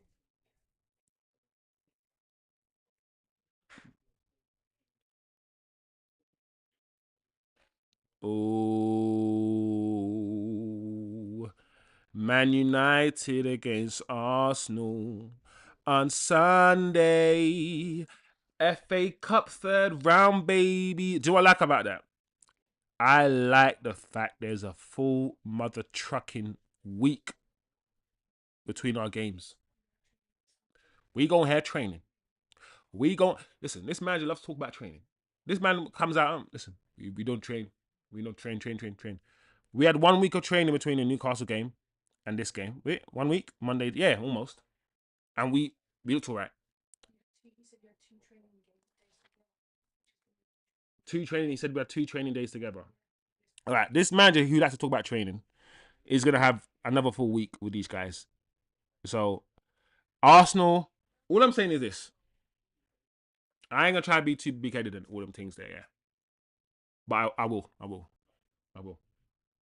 The way that we did what we did to Liverpool today, hopefully shows you lot, yeah, that we could turn up against anybody in this system. You've seen it. We beat Man City. Should have beaten Liverpool. Listen, we played Man City at the Etihad, beat them 2-1, 2-0, whatever. 2-0, right? Yeah, it was 2-0. I even forgot. No, it's 2-1. We faced Arsenal at Emirates, and it was, was it Emirates? Yeah. Even though Arsenal won 2-0, it was 2 corners, right? We faced Tottenham at Tottenham's ground. It was only 4-3. We could have beaten. What I'm trying to say is this. And we just faced Liverpool at Anfield and we drew. We're not getting battered by the top teams. We're not. We're getting battered by the medium to little teams. We're going to these top teams' home grounds under Ruben Amorim, and we're doing okay. So if you're an Arsenal fan watching this and you're like, you know what, we're gonna take Man United. What I'm saying is, keep thinking like that. Keep thinking like that. We might just come and bite your ass. We might just come and bite your ass if you keep thinking like that. Like them stray dogs. That's dumb. So it's gonna be a good game. Once again, it's gonna be a good game next Sunday. So guys, stay locked in. 3 o'clock. This is going to be the stream to get your analysis, to get your banter, to get proper football conversation. This is the place to be. So kind of see. What are you saying, Maggie? I'm hoping the cost cutting means that we'll spend a little to counterbalance the thing. That's what I'm thinking. I'm on your wavelength. I'm on they're cost cutting to save more money and therefore have more money to spend on transfers. That's what you think logically, right? But these, I don't know, man. When it comes to shareholders, when it comes to CEOs and businessmen, they're cost cutting to make themselves more money. Like we're expecting some transfer kitty, and they're cost cutting because they want more dividends and profits. Like it's one of them ones where I'm gonna give Ineos the benefit of the doubt, yeah, because out of all the decisions they've made so far, I believe, yeah, it's about 60% good and 40% bad. You can criticize not sacking Ten Hag soon enough, and you can say they should have sacked him, in the summer and then this and did this, and they shouldn't have brought in Ashworth if they're gonna let him go. All these little things, yeah. That's why I say the 40%. They've done some weird stuff, yeah. But they still they got rid of Ten Hag. They got rid of Dan Ashworth. They've restructured the club. They've got rid of certain things and they've done certain things. They're trying to get the wages of the players down, get rid of certain players. So it's like, yeah, they're doing certain things well, but they're also just doing one or two things that I'm like, I've got to side eye you a little bit. I still got to wait and find out what you do because I haven't fully bought into everything that you're doing yet. You know, that's where I am with Ineos. Like, they've done enough, yeah, for me to not be on their backs, but they've also done enough for me to be like, that's booky, that's a bit weird. So let's just see in it. Like January transfer window, let's see what these men do because everyone keeps telling me if Ineos are so good, why isn't the other club that they manage, Nice, in France? Why aren't they the best? They talk about best in class. Why isn't Nice the best football club in France? That's a question I want to ask you actually, you guys out there. So I know a lot of like content creators like Rants and Bants and Saeed TV. I know them man. They're fully backing Ineos, and I back Ineos, but with a caveat of I've seen these guys also do some weird shit. Also with a caveat as I don't forget yet that when Ineos and the Dubai people were doing their thing, I wanted Dubai. I wanted a full, sorry, Qatari. I wanted a full takeover. I wanted Glazers gone, full takeover, rebuild the stadium, invest the money. I don't care who owns it. But these men with their xenophobia and the whole Jim Radcliffe thing and the whole Jim Radcliffe, don't forget Jim Radcliffe said, I don't want to buy the club outright. I want to buy some of it. I want to be in bed with the Glazers. So we accepted a man who wanted to join forces with the Glazers rather than a man who wanted to buy the whole club outright and tell the Glazers to go suck their mother. That's what we accepted. Yeah. So I say we, but the fan base. So I don't know, man. I don't know. Like I wanted the Qataris anyway, so I already had negative opinions of Ineos. But then when they sacked Ten Hag, when he started making other movements, I was like, okay, all right, this is interesting. So we will see. We'll see. Hey, big up yourself, Osman, man. Thanks for dropping in as always. Love for the support, bro. Like, I always appreciate you coming in, man. Like, you know that. Um, Yeah, man, good stream. Kind of see. True. Look how much we save. Yeah, yeah. I mean, okay, this is the other perspective, yeah, that I want to introduce. We're saving all this money, yeah, and I know the world is cruel. It's a capitalistic world, yeah. You got to make money, but it's like the way that we're cutting people, left, right, and center. It looks a bit mad. Like as a fan, I don't. As a human, to seeing people lose their jobs, yeah, I get that. That's not good, yeah, because that's people's livelihood. So people need to get paid to work. But also, as a fan, to see Man United save money, hopefully to buy new players, then that's a good thing. So once again, it's a nuanced conversation to have, and I always say this: business is always going to be a nuanced conversation because a business's job, a company's job, is to make money, and they make money out of you. They charge you extortionate prices. They keep their costs low, their wages low, and their prices high to make money out of you, out of me. Yeah. However, in this instance, we kind of need this business to work because we support this business. So it's tricky. It's tricky. I'm not one of those content creators, yeah, who are gonna be excited and they're happy, yeah, that they're cutting this and they're cutting that. Yeah, I like efficiency and money needs to be saved, but I'm not gonna be overly happy because of the human side of it, of jobs being lost. But at the end of the day, also you gotta think about it. If you can cut these jobs, yeah, and still function, you gotta argue why did it why was this position even, you know what I'm saying? Like this, yeah, it's so complicated, man, because people were complaining about the owners cutting Fergie's money. Fergie was getting paid $1 million or something every year as an ambassador. Oh, why should they cut Fergie's money? And I'm like, do you know what? Why should Fergie get? This might sound bad. This might sound bad. Why should Fergie be getting paid £1 million for the rest of his life? For what? Like, it's crazy because you have a job, right? And you get paid to do your job while you do it. Then you finish, you leave your job, and then they continue to pay you when you're no longer working just because you are you and you did a good job back in the day. Listen, you should be an ambassador for Manchester United for free. You should be proud to walk around and talk positively about Manchester United. You shouldn't be getting paid £1 million to do it. Like I get the emotion that's attached to Fergie losing his money and in your making cuts to whatever, but objectively, I'm like, do you know what? I'm okay with it. I'm I'm fine with that. So it's a complicated conversation. It's a nuanced conversation because it depends on what end you're looking at it. If you're looking at it from the business point of view, good. If you're looking at it from a morality and just a human perspective, you're like, and these are the sort of nuanced conversations we have to have on this channel. We have to show on this channel, yeah, that our brains, yeah, are not black and white.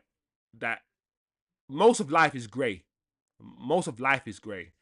And football, we try to make things as objective as possible so we can understand stuff. We put labels on things so we can understand. We put formations, 4-4-3, and all these sort of things is so we can understand. But technically speaking, when you watch football, nobody stays in the position. Everyone moves around, it's fluid. If you're right winger and there's space in the center of the field, go and occupy that. So labels only exist, and all these things only exist for humans to understand things quickly. Because if we sat here and spoke about all the grey areas, we'll be here all day. So we need things to be black and white to a certain extent. But when we do that, we remove we remove context. It for me, it can be very dangerous, especially in football. That's why goals and assists. The start of this GA thing, I don't know when this GA thing started, bro. Nobody cared about assists 15 years ago. We cared about goals. And if we cared about assists, yeah, it was a proper assists. It was the kind of assist, yeah, that you would dribble past 3 players, set Andy Cole up, and all Andy Cole had to do was tap the ball in from 1 yard. That's an assist. Now you can pass the ball to a player. The player will dribble past 5 players, bang and goal in the top corner. But and you give the assist to the player who passed him the ball. No, assist doesn't mean you gave the ball to a man before he scored. The assist means you assisted the goal. The goal was scored because of you. And all the striker had to do was something simple. That's what assist really looks like. Now, everyone, you can get an assist for anything. These stats that we've created are they're so flimsy and so open to interpretation. Sometimes they almost don't even make sense, and it's better for you to just watch the game. But that goes back to my point that KFC made. Nobody really wants to watch a full 90 minutes of football. Everyone's eating their dinner or talking to their friends or whatever. So it is what it is, guys. That's why football is a lot quicker now. That's why life is a lot quicker, because we just don't have time to pay attention to some of the things we want to pay attention to, and that's just it. So yeah, that's it, guys. That's it. I think I've taught myself out now. It's been a long stream, good stream.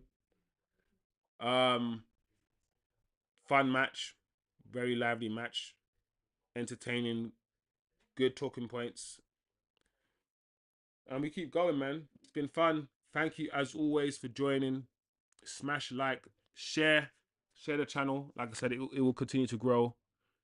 Continue having sophisticated football conversations, sophisticated football debates, intricate football conversations, not just who's better, then who's better. Rah, rah, rah, rah, rah. No, we can chill out and go deep in this thing. So yes, the macro and the micro. Yes, I will say. Anyway, that's some idiot thing. That's some idiot thing. I don't know why I'm doing that. But anyway, bro, peace out, man. Big up yourselves, people. I'm out of here. Sunday, we'll be back. I'll be dropping shorts as well during the week about stuff. TikTok as well, Twitter, whatever. Anyway, KFC, you man, big up yourselves, and I'll see you guys on